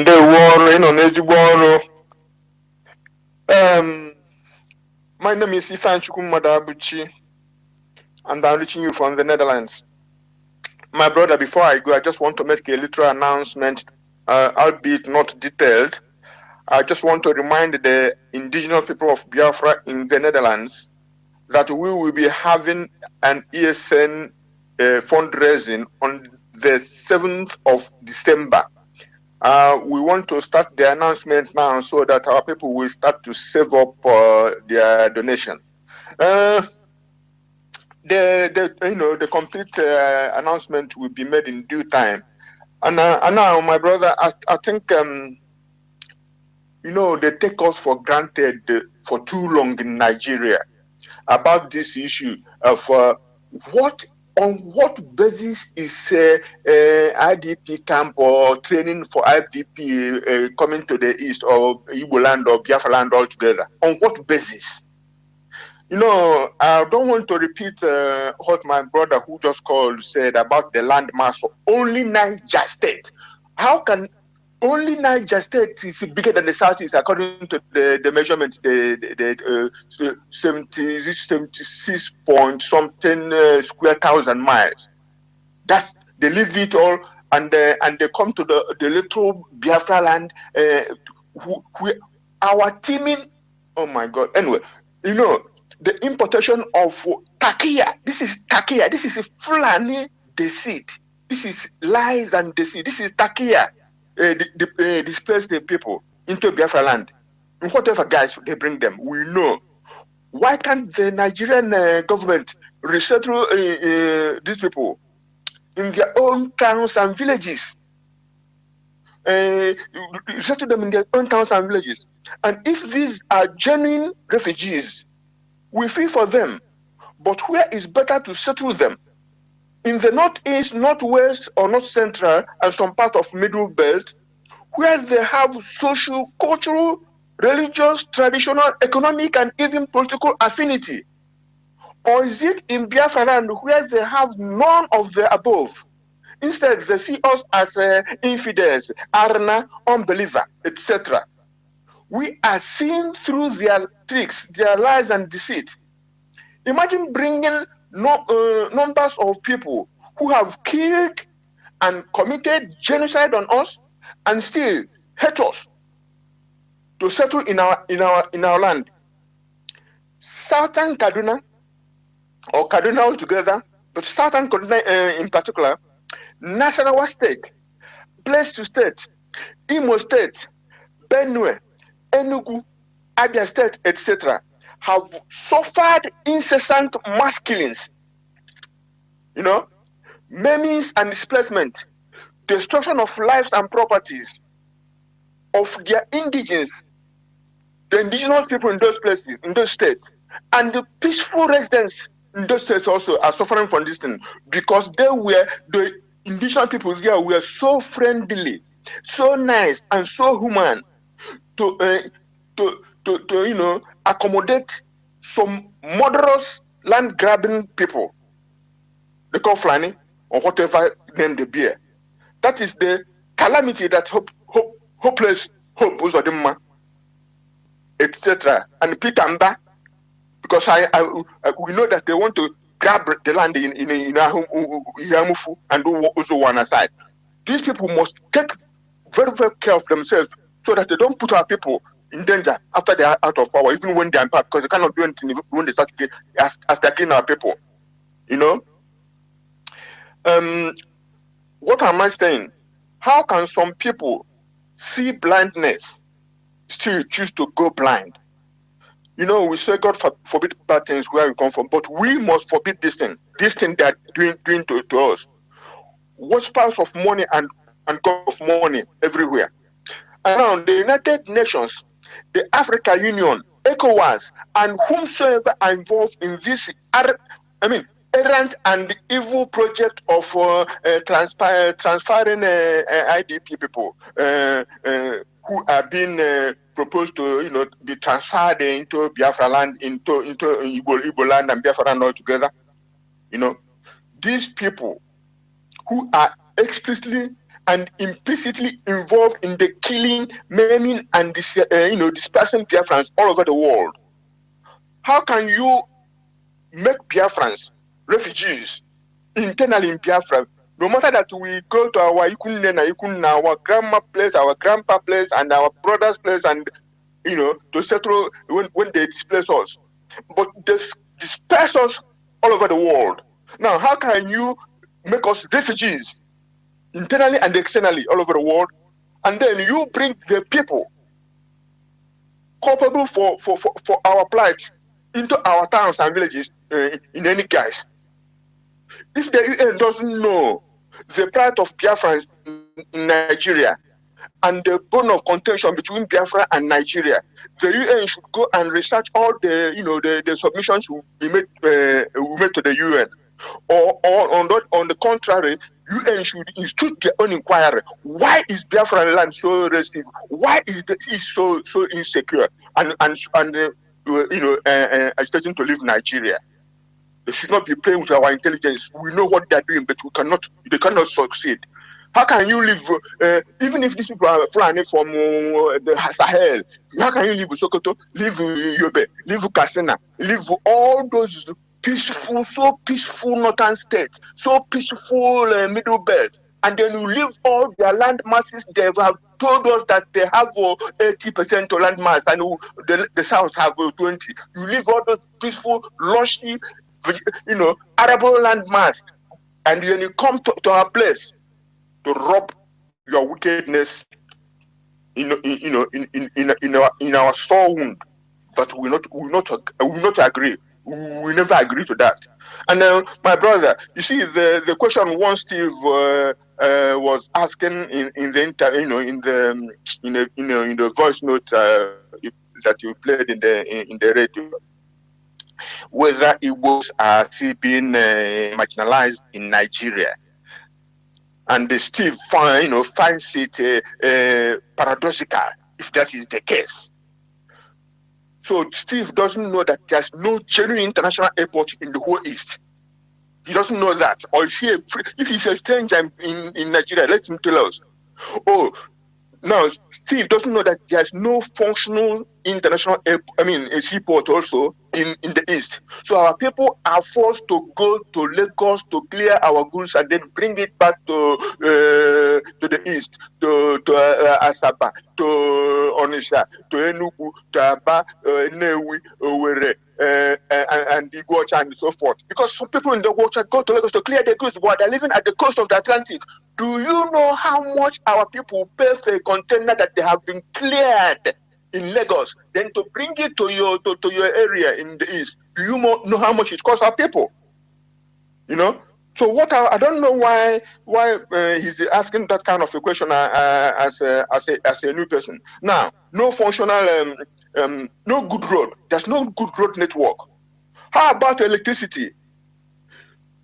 Geometrics of Bat Energy wanted to supply Aba and Abia State, etc., in the East, electricity. But they're depriving them and starving them of natural gas that is in abundance in the East, especially in Abia State. Steve doesn't know that. Steve doesn't see the siege. Steve doesn't know that there's a siege on Biafra land since 1970, and it's getting worse since 2015. The entire Biafra land is under siege. The whole Biafran territory is like a war zone. If you go half a kilometer, if you're lucky, you meet one force or the other force which go on and they're extorting money. And Steve is asking us whether we are still being marginalized. What about the government-sponsored insecurity in the East? How about lack of diplomatic missions? Everything what you have to do about you have to go to Lagos, you sleep in a hotel. You have to go to Abuja, sleep in a hotel. You may even go to Kano or Kaduna, but it's not in the East. At this point, are they not oppressive in the eyes of Steve and the eyes of Nigerians who are listening and who are thinking like Steve? So how many industries have the Nigerian government cited in the East to give jobs to our teeming population, youth that are graduating, only to bring some people from that have no shared value system with us to say you want to rehabilitate them. Our people don't need learning trades and learning something to be productive and to help themselves. What about when they share palliatives? Do we get it? You have said it uncountable times on this radio that they borrow money and share it, and the project doesn't reach Biafra. Example is railway. During the COVID, our people contributed money in billions. It doesn't reach us. Lastly, they said they are sharing, each state is getting X amount of trucks of rice. How many have come to all the eastern states? So people know what is going on in Nigeria, but it is politically correct to pretend they don't. But anyway, one thing I want to say, my brother, before I hung, is that our people say that he who kills his brother is not, or sister, is neither gallant nor a hero. And in our language, you say, na onye gburu nwanne ya abụghị odogwu. Let's face people who are facing us, killing us. Onye gburu nwanne ya abụghị odogwu. Miwe politician mewo kedi ihe a na-akpọ agitator ma iwu kedi ihe a na-akpọ vigilante. Our people must not be, like you said, we must not be like the abuse they give us. We can't be killing ourselves and those we are supposed to restore Biafra for. We had MASOP, we had IPOB, we had the BIM, we had Aki Ikenga, you have Biafran Zionist movement, etc. They have not been clean ourselves. We have not been clean ourselves. We must stop it so that the enemy will not penetrate us. And then, like our brother Jonathan said, they'll be going to diplomatic missions to say, hey, see, they're killing their own self. They're not even agitating for freedom. They're criminals. We are not, and they know it. And the Netherlands, where I live, know that we are not criminals because we are registered. And every event we have, we go to the city hall, get permission, and the police we acknowledge us and go because they don't guide us because they know that we don't break the law. They know our plight even more than we know. But because everybody's benefiting from what is being Biafra land, they pretend they don't know. My brothers, support our Directorate of State, the DOS, support ESN in cash or in kind. This appeal, okay, foreign member radio, we should support that appeal so that our people who can't afford money is scarce and data is costly, but if they have a transistor radio, they can listen to our radio and support IPOB. Join IPOB. Let's join hands and restore Biafra. God bless Biafra. Thank you, my brother. There we go, Mazi. Thank you very much. We must continue. Caller on direct line. Can you hear me? Welcome to the program. Thank you for waiting. Caller on direct line. Oh, hello. Thank you, Mazi Chinedu, Omu Mary, calling from the US. So, I don't know what it takes because our major problem right now about the ordinary Biafran or ordinary Igbo person. No, these are so-called intellectuals. I keep saying it. These are our major problem. They don't want to participate in what we are doing. They make fun of us. Hey, one night can I make me? Nah, I can't carry go here your way there and the indicate way there. What are you doing? In there, man. And yet, whatever man is a reasonable Nigeria, they can't. I don't know what to do. There's a way their brain function which I don't get it. A typical so-called area one how they make fun of is even more politically savvy than they are. So long as you listen to IPOB or IPOB member, Radio Biafra or IPOB member, I've listened to these people. A random Igbo boy on the streets of Abanegeru is more politically aware, like this man, if he played a clip, I'm talking about SD, Eh? It's almost like he's begging. You know, SDC. The SDC. Igbo people will develop this country. Fulani, I don't understand this. Fulani of the actual development. You don't care about development. Nigeria don't care about the actual power and conquest. And this thing did not start today. It started from the day of Sadwana. Now they are not ready for independence. I don't know what's wrong with our so-called intellectuals. Why can't they reason? How else can somebody tell you that Nia hate Tirigi? Why can't you see that Igbos are a targeted group? There's the international conspiracy against us. Yeah? It is supposed to be their duty as intellectuals to guide us out of this mess. And then you hear this man almost begging, SDC, we don't have seaports. If only you can generate this, SDC. The government doesn't care about that. From today, you're not going to get that. They're not going to allow you to develop. Allowing you to participate in the polity can make Nigeria good. But they don't care about that. Natural power and conquest. Allowing you to do regionalism can help Nigeria progress, but they don't care about that. Because it's not part of the agenda of power and conquest over you. It's just not going to get made so-called intellectuals name and I just don't get it. I do not understand. Nigeria is just an SPV for them. The entity, Nigeria as an entity, is just an avenue. The West, the Fulani are just playing a second fiddle. You know, just come and take whatever you want to take. Let's use Nigeria to conquer these people and rule them and subjugate and enslave them forever. But why is it that somebody like, I was just stunned, someone like IPOB is shocked. The international countries are aware in order to support him to run for. Ordinary me, I'm not shocked. Eh? I don't know if they make a way hammer. I don't know. Or again, when some intellectuals in IPOB who can create a special group to engage them, for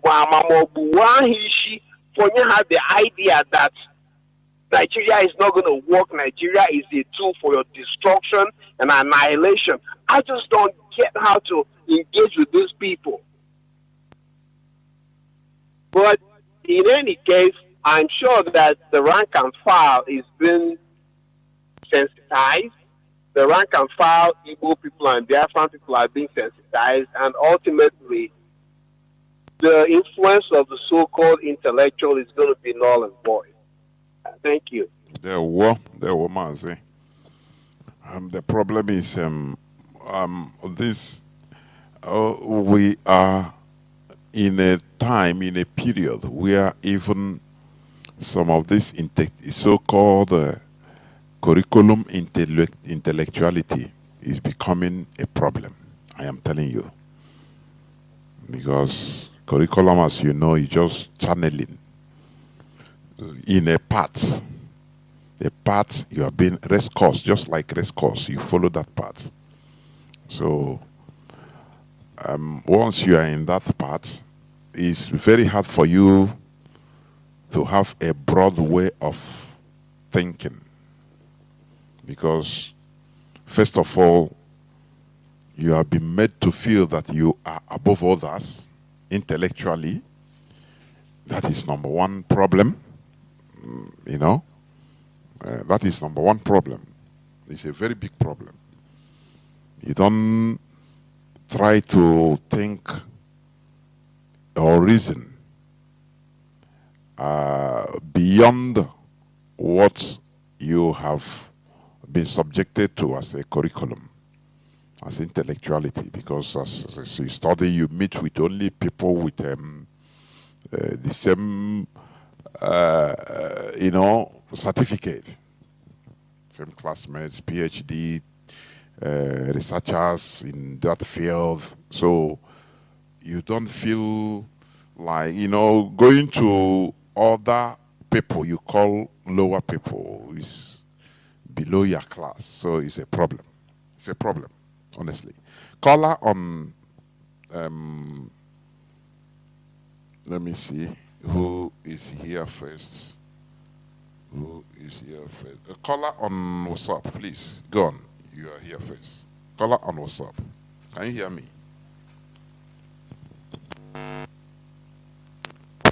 Caller on WhatsApp, please go on. Can you hear me? Okay. Mazi Jonathan, good evening. Mazi. Yeah. And good evening to all Biafrans and all the lovers of freedom. Please, I want to contribute to the program this evening. But before I contribute, I would like to ask you two questions before I contribute.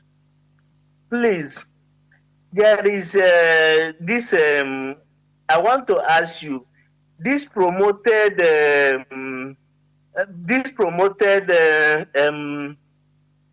what do you call it, slaves in our land, the so-called politicians, and our people. Who is the problem? That is one question.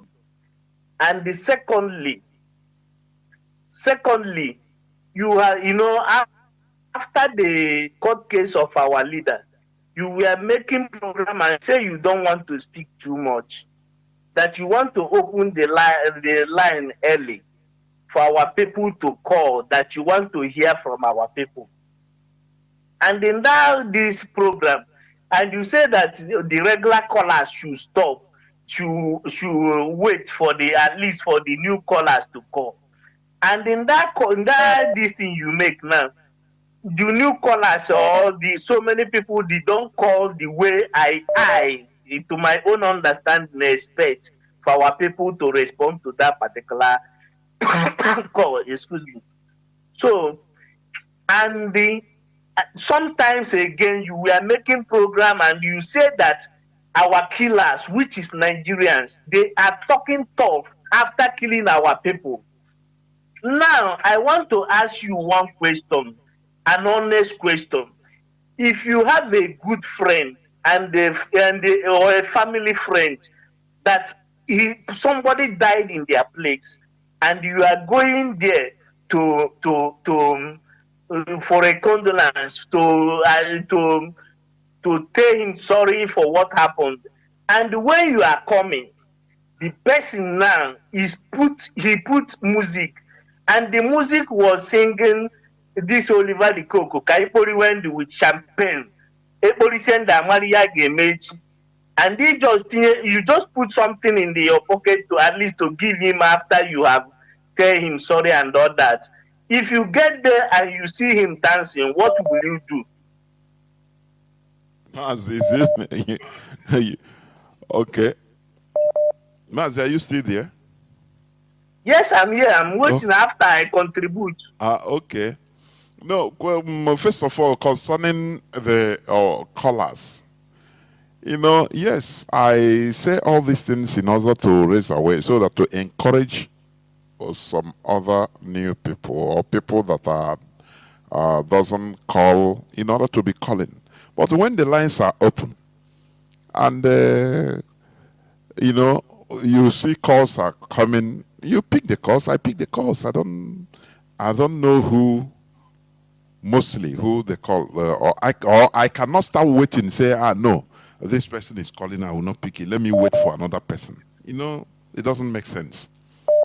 But the only thing is that the people that are not regular callers, I still encourage them to be calling. That is it. But there is no way I can be waiting for them so that I butre have mind for them to call, leaving others. But I encourage them, call like others, so that we continue hearing different voices on this radio. That is number one. Number two, the question you ask is a tricky question about somebody. It depends on individual reaction anyway. about visiting somebody, and maybe you have something to give to the person, and you put a music, you say, window. For me, that one, it can, to some people, normally it can cause an embarrassment, although it depends on the person that died. It can be, if it's a very old person, you will not be surprised.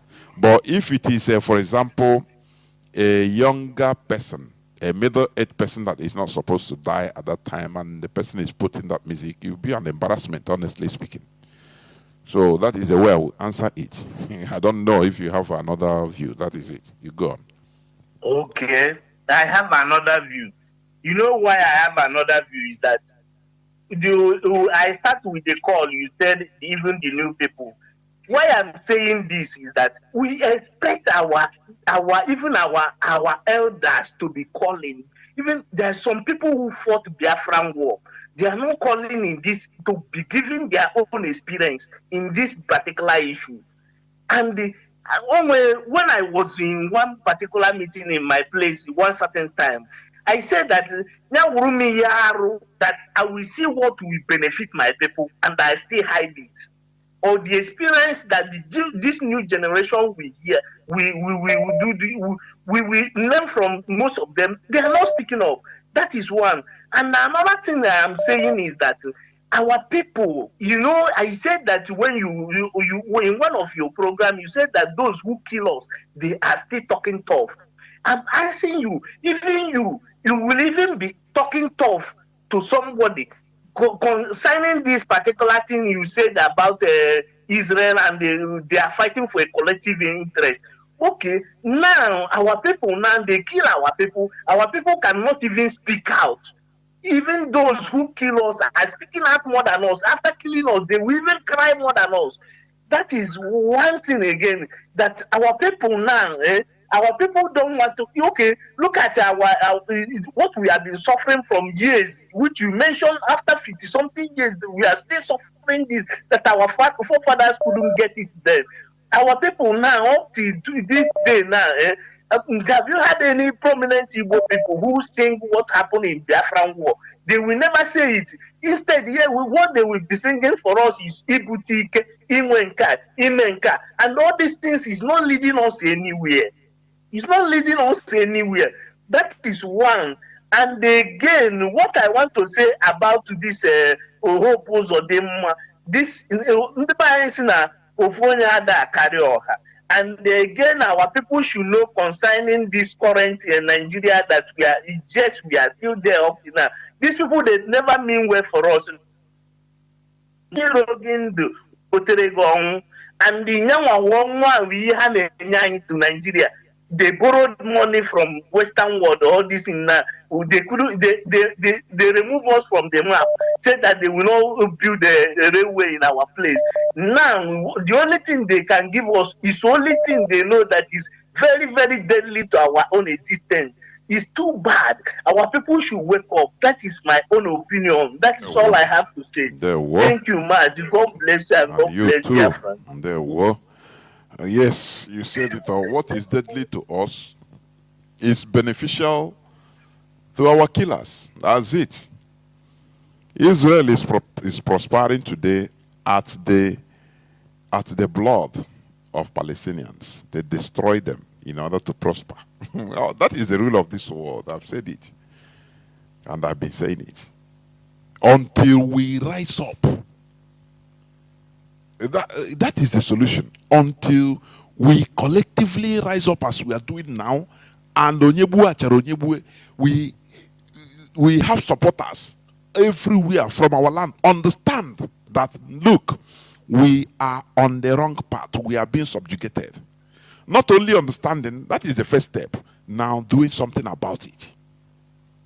That is the final step. Doing something about it. Understanding that, look, together, individually, we cannot do anything. Why our politicians, callers, please, hold on, let me say something before I come to you. Few callers I have now. Why our politicians are behaving that way? Number one, the individual greed, primitive greed. Number two, they felt that there is nothing we can do. You know, there is a very evil mantra we have. If you cannot beat them, we join them. Because there is no organization of our people since after the war. We have no single serious organization.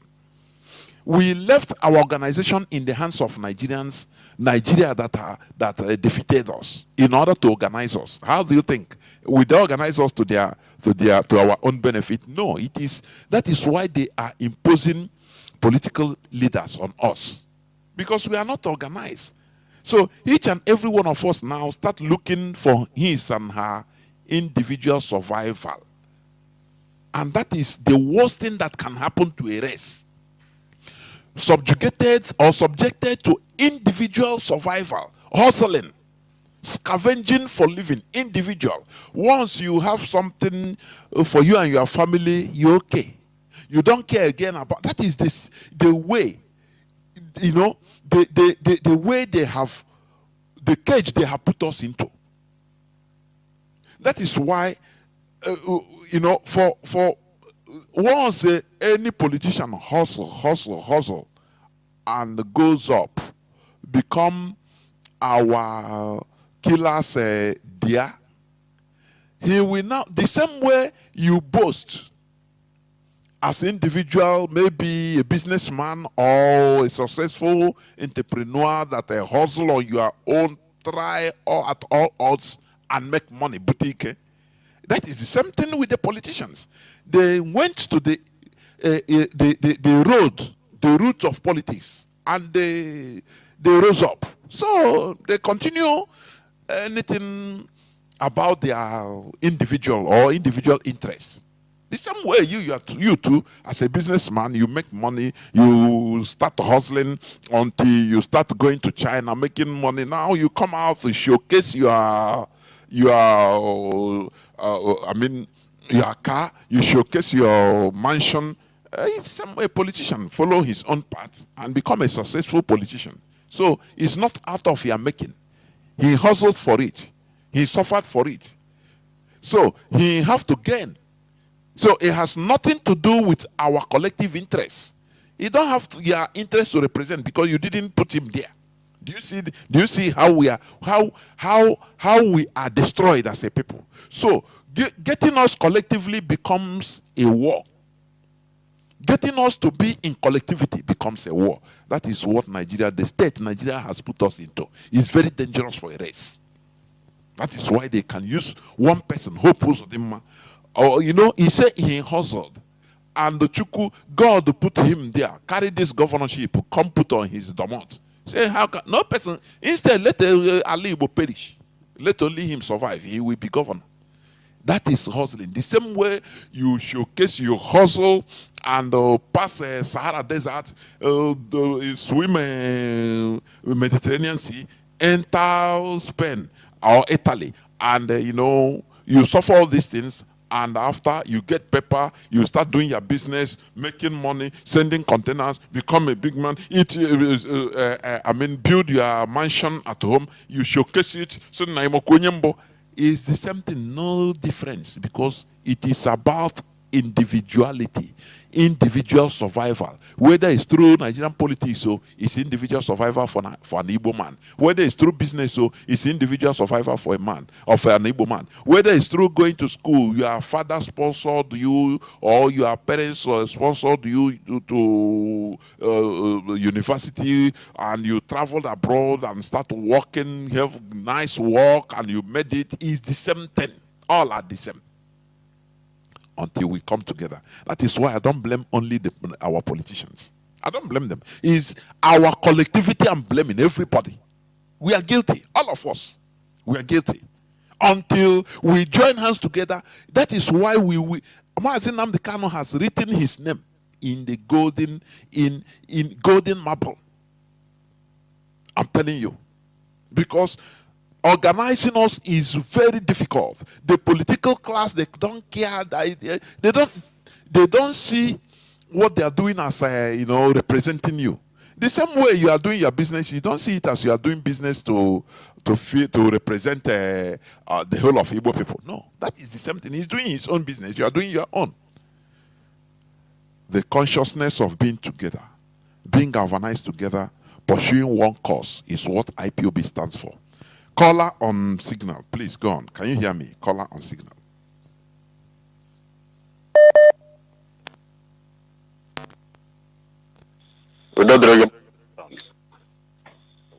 I can hear you. My name is Mazi Fine. Mazi Fine calling from his location. Mazi Jonathan, in fact, allow me to just use this song to, refresh or tell our people the importance of our leader instilled this IPOB family and they give us leadership. Mazi, allow me, please, permit me, because what is about to happen in our land by these notorious and the greed politicians will be very, very disastrous. Ọbụrụ na ọbụrụ IPOB, anyị furu efu.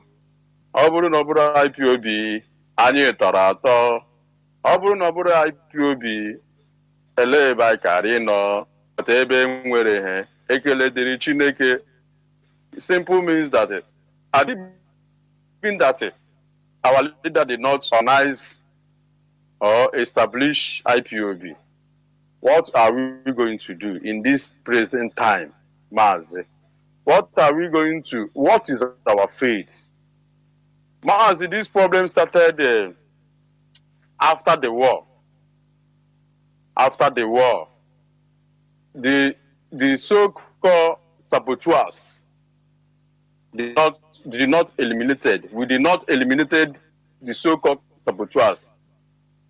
To say that our forefathers did not kill all the saboteurs after the war, and that is why we are having problems.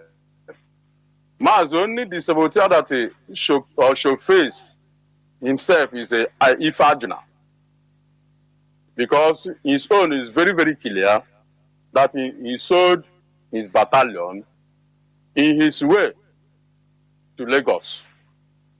That is why his own is clear. But the other people was hidden, and our forefathers did not discover it and try to go after them. And that is why we are having problem. But I want to tell them, you see this IPOB, we are putting the record straight. Maz, you see, you make instance or reference with Israel and Pakistan. Maz, I didn't mean that Israel have a kind of saboteurs we had in this our present time. Are you sure that Israel will win or trying to survive or trying to be what they be today? Do you think that it will be happen? Do you think that this kind of thing will happen to them? It will not happen. Because our people, I don't know, Mazi, selfish interests. Only what can benefit them. That's what they want. And that is why our enemies is using them to kill us. Is using them to achieve their aim. Mazi, Danfodo said that they are going to dip their Quran into the ocean, isn't it? That's what the man said. And starting from them, they have been working hard to make sure that that prophecy will come to pass. And the man said, do you see it? They are about to accomplish that prophecy because our people are blind. Our people are blind. In fact, let me use this opportunity to tell all Biafrans. Now you have seen it and you have heard it. And you have seen the people that Chukwu Okabiama have put in place to save you people. Our leader said that after we might have gone, you people will wish that we will remain forever. And this is our work. this professor of Danfodo telling you people that they are going to dip their Quran into the auction and is about to manifest. Is about to manifest by using this okebeke, this murderous and the criminal and the 419 to achieve that aim. Had it been that nothing like IPOB, we would have finished. Because after they use this idiot, promise him that he's going to become a second man, or promise him that he's going to become a VP for one Fulani, and this man will ignorantly and the selfishness and the iberibe give them that place for them to have IDP. Mazi, after they survive, they will enter. Before you know, they will enter river. They will sponsor somebody that can give them River State, which we call our people, which they call them River State, but Iguacha, which our language and is Iguacha. They will now enter Iguacha, and once they enter Iguacha, Mazi, that prophecy have accomplished, because they will start planning how to, when they tell that oil in Bayelsa belong to Jigawa, Mazi, you will see that word, you will see it manifesting. Mazi, Chineke God, Chukwuka, I thank you for putting IPOB in place. That they are nightmare. But one thing is certain, Mazi, instead of these people to occupy our land, Mazi, let heaven and earth pass away. Instead of these people occupy our land, Mazi, let everything living in this Biafra land not to breathe. We must fight them ahead. We are on ground, Mazi, we are not shaking. One thing is starting in this struggle, Mazi, either I die or I'm in the prison. That's the thing. And if you are not ready to take these two cups, if you are not ready to take any one of them, step aside. You are not qualified to be a freedom fighter. We are not here to make money. We are not here to enrich ourselves. We are not here to enjoy, to go hotel, to go club. No, that is not why we are here. We are here to sacrifice so that our coming generation will praise our name. I'm telling you the facts, because these people have started their journey to dip their Quran in the auction, and that is why they use this man. Mazi, in fact, may God bless you. We are not going back. Of course. Thank you very much. Good night from there, Mazi. I'm winding down towards the end of the program. Caller on WhatsApp. Please go on. Can you hear me? Caller on WhatsApp. Yeah. Go on, please. Yeah. Good evening from here. Good evening from here, Mazi. Mazi. We really totally stand against these Fulani cabals and Fulani politicians. We really and totally stands against their plan. These people cannot we cannot afford to allow them to outsmart us. They are foolish. One by one. These people build their own way of life on another people's way of life. We shouldn't allow them to come. That thing they know, we have already known it. We have learned lessons from people that had fallen victims to their way of life. They live by sword. They live by destruction. Anything they lay their hand is they destroy. They are just looking. What they are looking for is the good.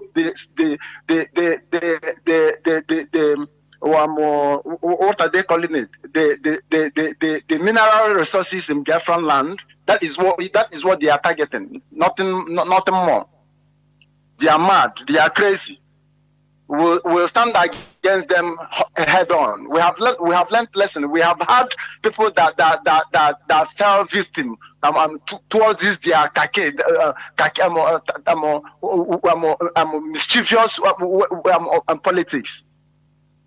We have heard what they did in Lebanon, what the Islamic radicals did in Lebanon. We have heard it. We cannot allow it to replicate itself here in Biafran land. One thing that I want to let the people of the world to know is Christian and Muslim cannot coexist, cannot live in the same nation peacefully. God has given them northern region. Let them manage there and manage the whatever mineral resources that is over there. Let them just allow us to have peace here. They are mad people. Thank you. There were. I think. Let me just pick one call. I think. Trying to pick a call before I call it,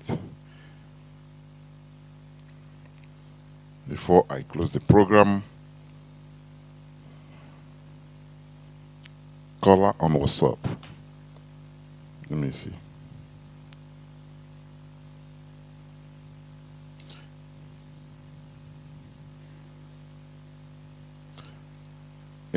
There's one thing I want to tell us is this.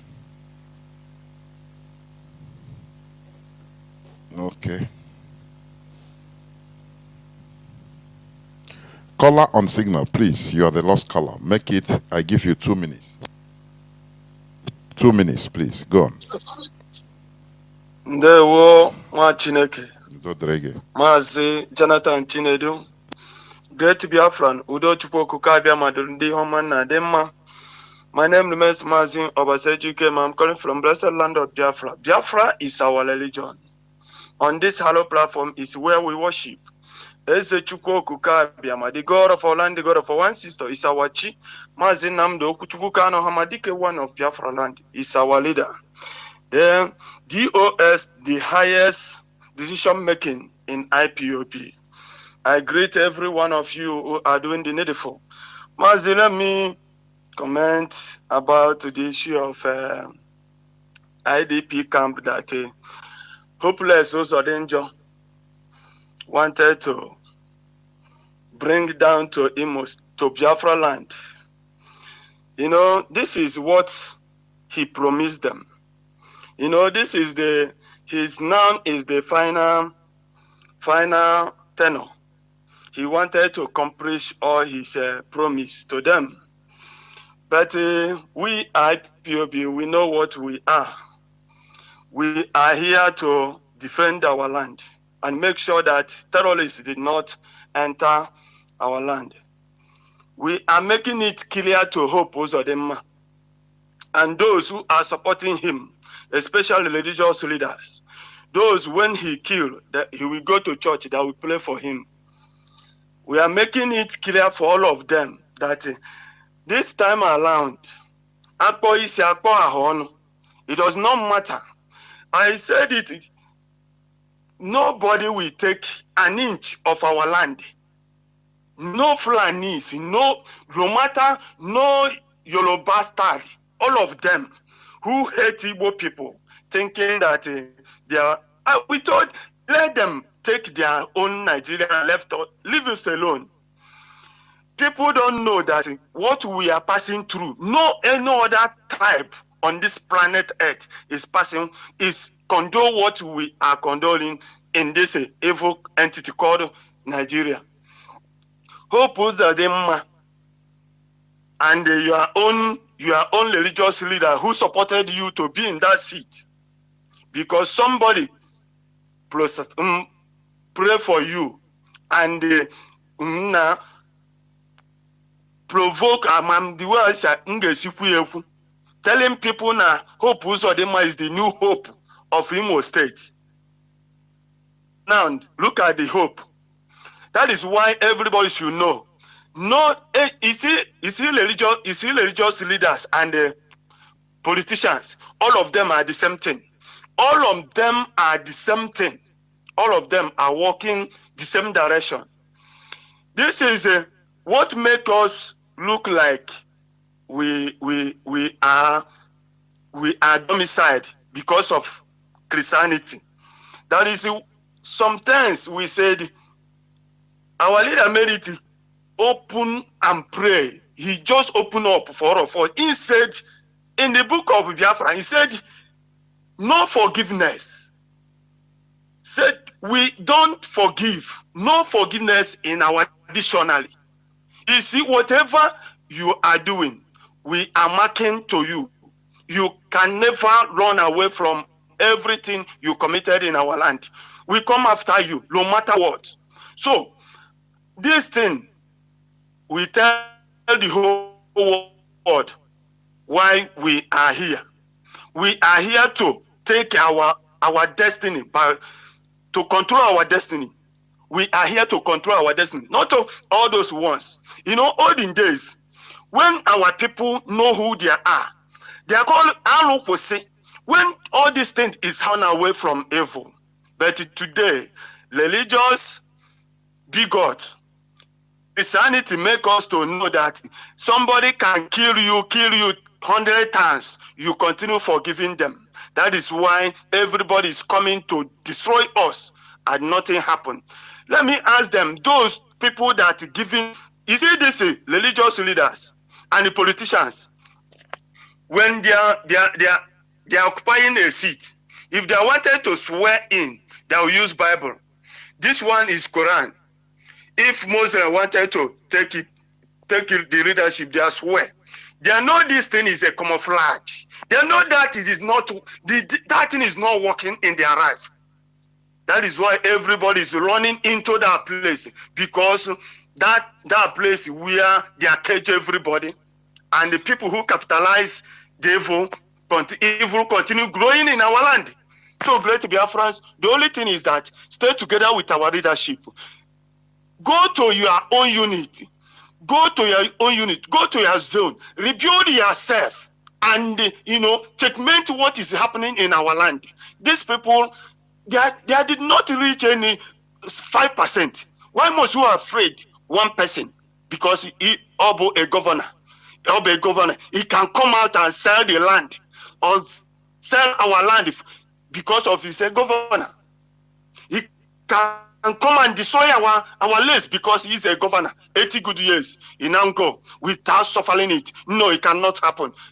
Everybody who know hope was on them and their colleagues telling him that IPOB is coming after him. There's no going back. And he went up and said, what people kill their 4-5 POB, they retreat their step. Now hope is on them. I'm up to again to tell us that he's still there. He still wanted to, he throw us into mud again. This one, Ebo on Alahugo inside the armored tank. This one, Ogalawa name this time around. That balaka one nano, Anabayaba. We are coming there. Ntara. Thank you. Agwata yoji bulunwoke and ikurugati ani yoji bulunwoke. I na meet here. Usobadilo. Udo the regan chineke for good. Him press all the Biafran who are doing the needful. Udo the regan chineke. The Korage, thank you very much. This way I'm going to switch off the phones. Biafrans and lovers of freedom. The purpose of what we do here,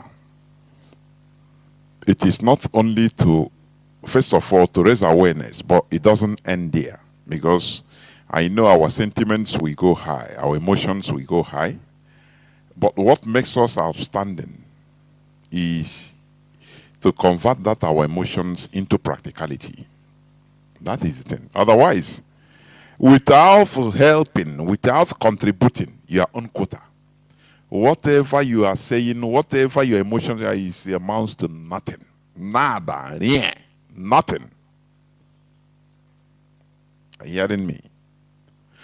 There is one adage that says, to know is good, but to do is God.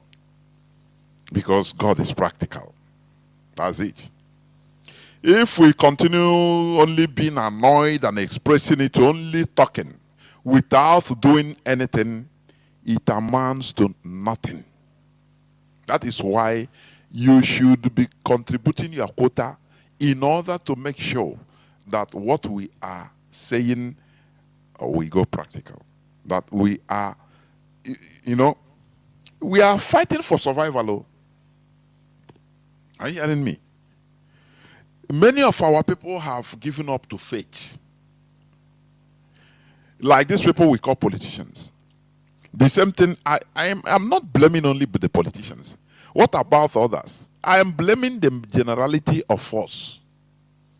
Because the politicians, they are there, they are expressing it because of, they are conspicuous or high ranking. They are elevated and you are seeing it.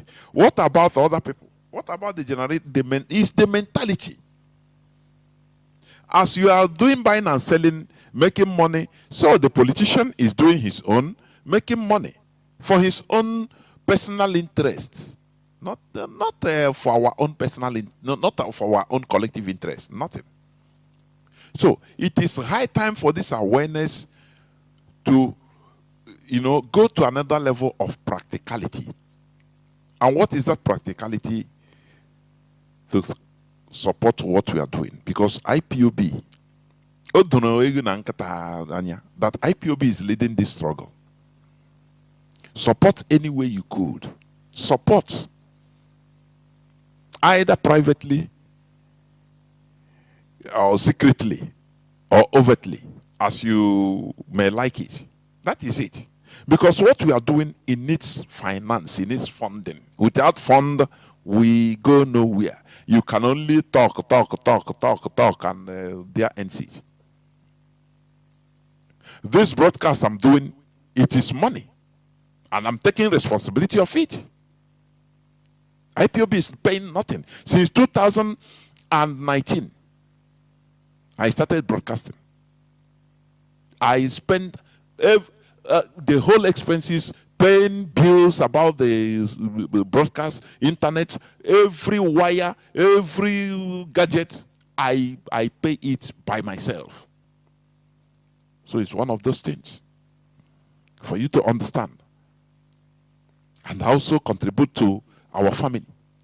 I mean IPOB family. Are you hearing me? What are you contributing? Or is it only to listen and call and say, hey, may God bless you. Oh, you are doing a nice job. What a nice job are you doing? That is a great question. How are you supporting this struggle? That is a great question. It's not only to relax for everything to be already made for you, as our people like to have it. You stay and you command and, everything. Yes, you say it's a miracle. Now let it be a shortcut. No. We need to work hard collectively, because the people we are dealing with, they are not giving up. Do you know what it means since 1804 till today? The Fulani are on the same process. The same. Do you think that every time it is a bed of roses for them? No. But it is a consistency since going to, is it 1804 to 1904? It's 100 years. 1904 to 2004, 200 and something years today. They are still going the same lane. Do you think it's easy? Do you think it's easy? Sometimes they die. Sometimes they are beaten in a battle and they reorganize. They never give up. Our people, we fought for 3 years and they'll forget and, one Nigeria. How do you think that you can meet up with this type of people that are consistent since more than 200 years? How do you think so? How do you think so? How do you think? Since 1804, they have been consistent till today. And they are rewarded with being in control of Nigeria. And they are still moving on. They want to subjugate us by enemies. They don't stop. Your enemies will never stop. Your subjugators will never stop. Until you force them to stop. That is it.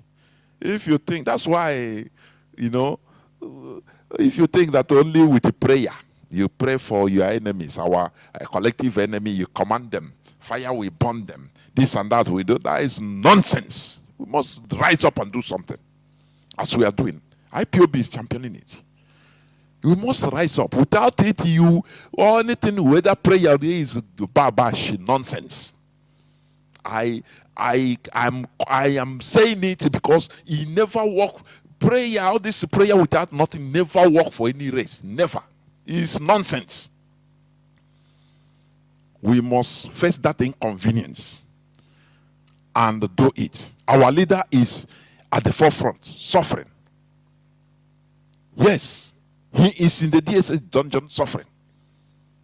It is our actions and our actions that will make him come out from there triumphantly, unless you want him to compromise. When he feels that nothing again, he have to negotiate, just like Owazirike.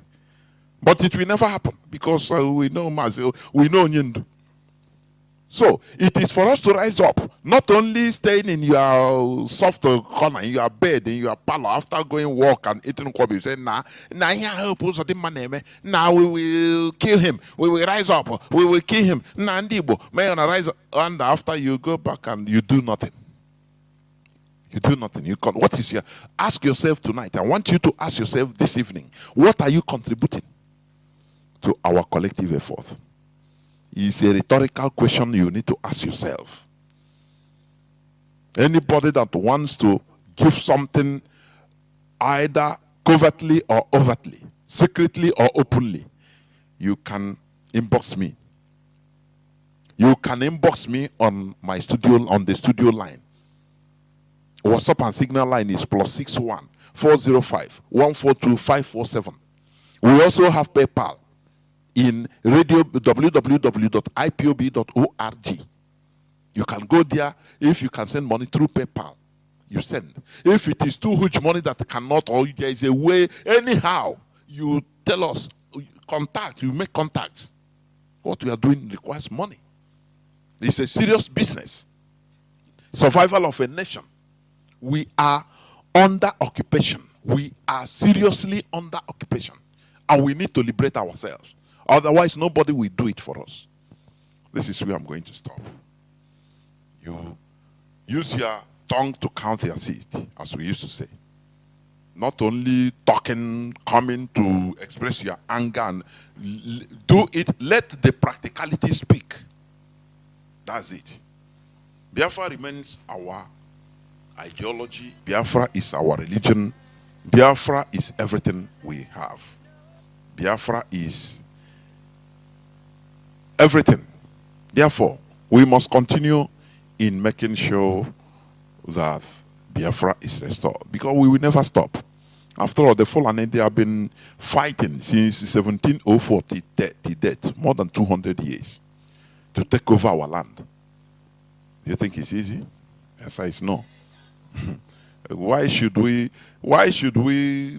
down our hands? Why should we surrender? Why? When we are in existential problem. We are in existential danger. Therefore, going back is just like fighting 1970. Everybody go back to one Nigeria, thinking that it's finished. Our enemies done. El-Rufai, Nasir El-Rufai, he said of the beauty is that their people, they don't forget. Even if it takes a century, they don't forget. We must have that type of mindset to be resilient, to continue consistently until the goal is achieved. Thank you for listening. From me, Mazi Jonathan Chinedu, from here, it is simply good evening. Biafra, Ebeka Monusi, Biafra Gaimara, Biafra Ganebozo Gamiri, Agaimara, Biafra Ganebozo Gamiri, Biafra Ganebozo Gamiri, Anijala, Naloma, Wana Lemo Kamnambo, Wana Jumo. Chukwu okike bịa ma onye anyị ihe mara mma. Ọ na-adị m ka m nọ na nlọ mgbe ụwa na-ajụ m ọ sị na Biafra na-atago. Chukwu okike bịa ma onye anyị nọ n'aka bịa mere anyị ihe mara mma.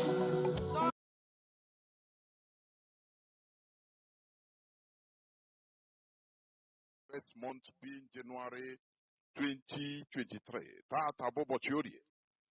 Therefore, I welcome each and every one of you to welcome your friends and well-wishers, even your enemies.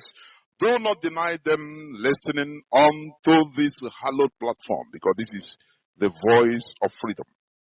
This is a revolutionary radio. All those things you cannot hear from any other mainstream media. I bet you, here we preach the gospel as long as it is truth. We don't mince words with truth. We don't care how politically correct it can sound. We expose it here on Radio Biafra London, because this is the voice of revolution. This is a revolutionary radio. This radio is meant for both mental and physical awakening. This is a Renaissance radio being established by Mazi Nnamdi Okuchukwu Kanu, who is currently in the enemy dungeon. Our supreme leader, Mazi Nnamdi Okuchukwu Kanu, notwithstanding the court decision, the appeal court order of his release, the Nigeria Supreme Court went on into validating illegality by referring the case of Mazi Nnamdi Kanu back to lower court, irrespective that they agreed that Mazi Nnamdi Kanu has been wronged, that he was renditioned from Kenya, which is illegal. But nonetheless, Nigeria being a banana republic, where there is no rule of law, where they don't even obey their own constitution, obey their own law, they made sure to continue supporting and legalizing illegality. And the worst part of it is this: people are clamoring for peace in Nigeria. People are shouting, let there be peace. How can there be peace without justice? There will be no peace without justice. Somoro reiterated it even, is it today or yesterday, when he was also calling for Mazi Nnamdi Kanu's release. I commend him. It doesn't matter how. Onyeme Nkoma, I told you, that is what Mazi Nnamdi Kanu said. That there will be no peace without justice. Stop calling for peace. Stop calling for tranquility and unity. Just fight for justice, and peace and tranquility will be the end product, the byproduct of justice, nothing more. But you cannot continue dealing with people validating illegality and you'll be calling for peace. It's impossible. It's not done. It's not done. Therefore, here on Radio Biafra, this is the voice of the voiceless. Today, as I put it out, because since over 1 week, I have not come on air due to some obvious reasons, including health issue.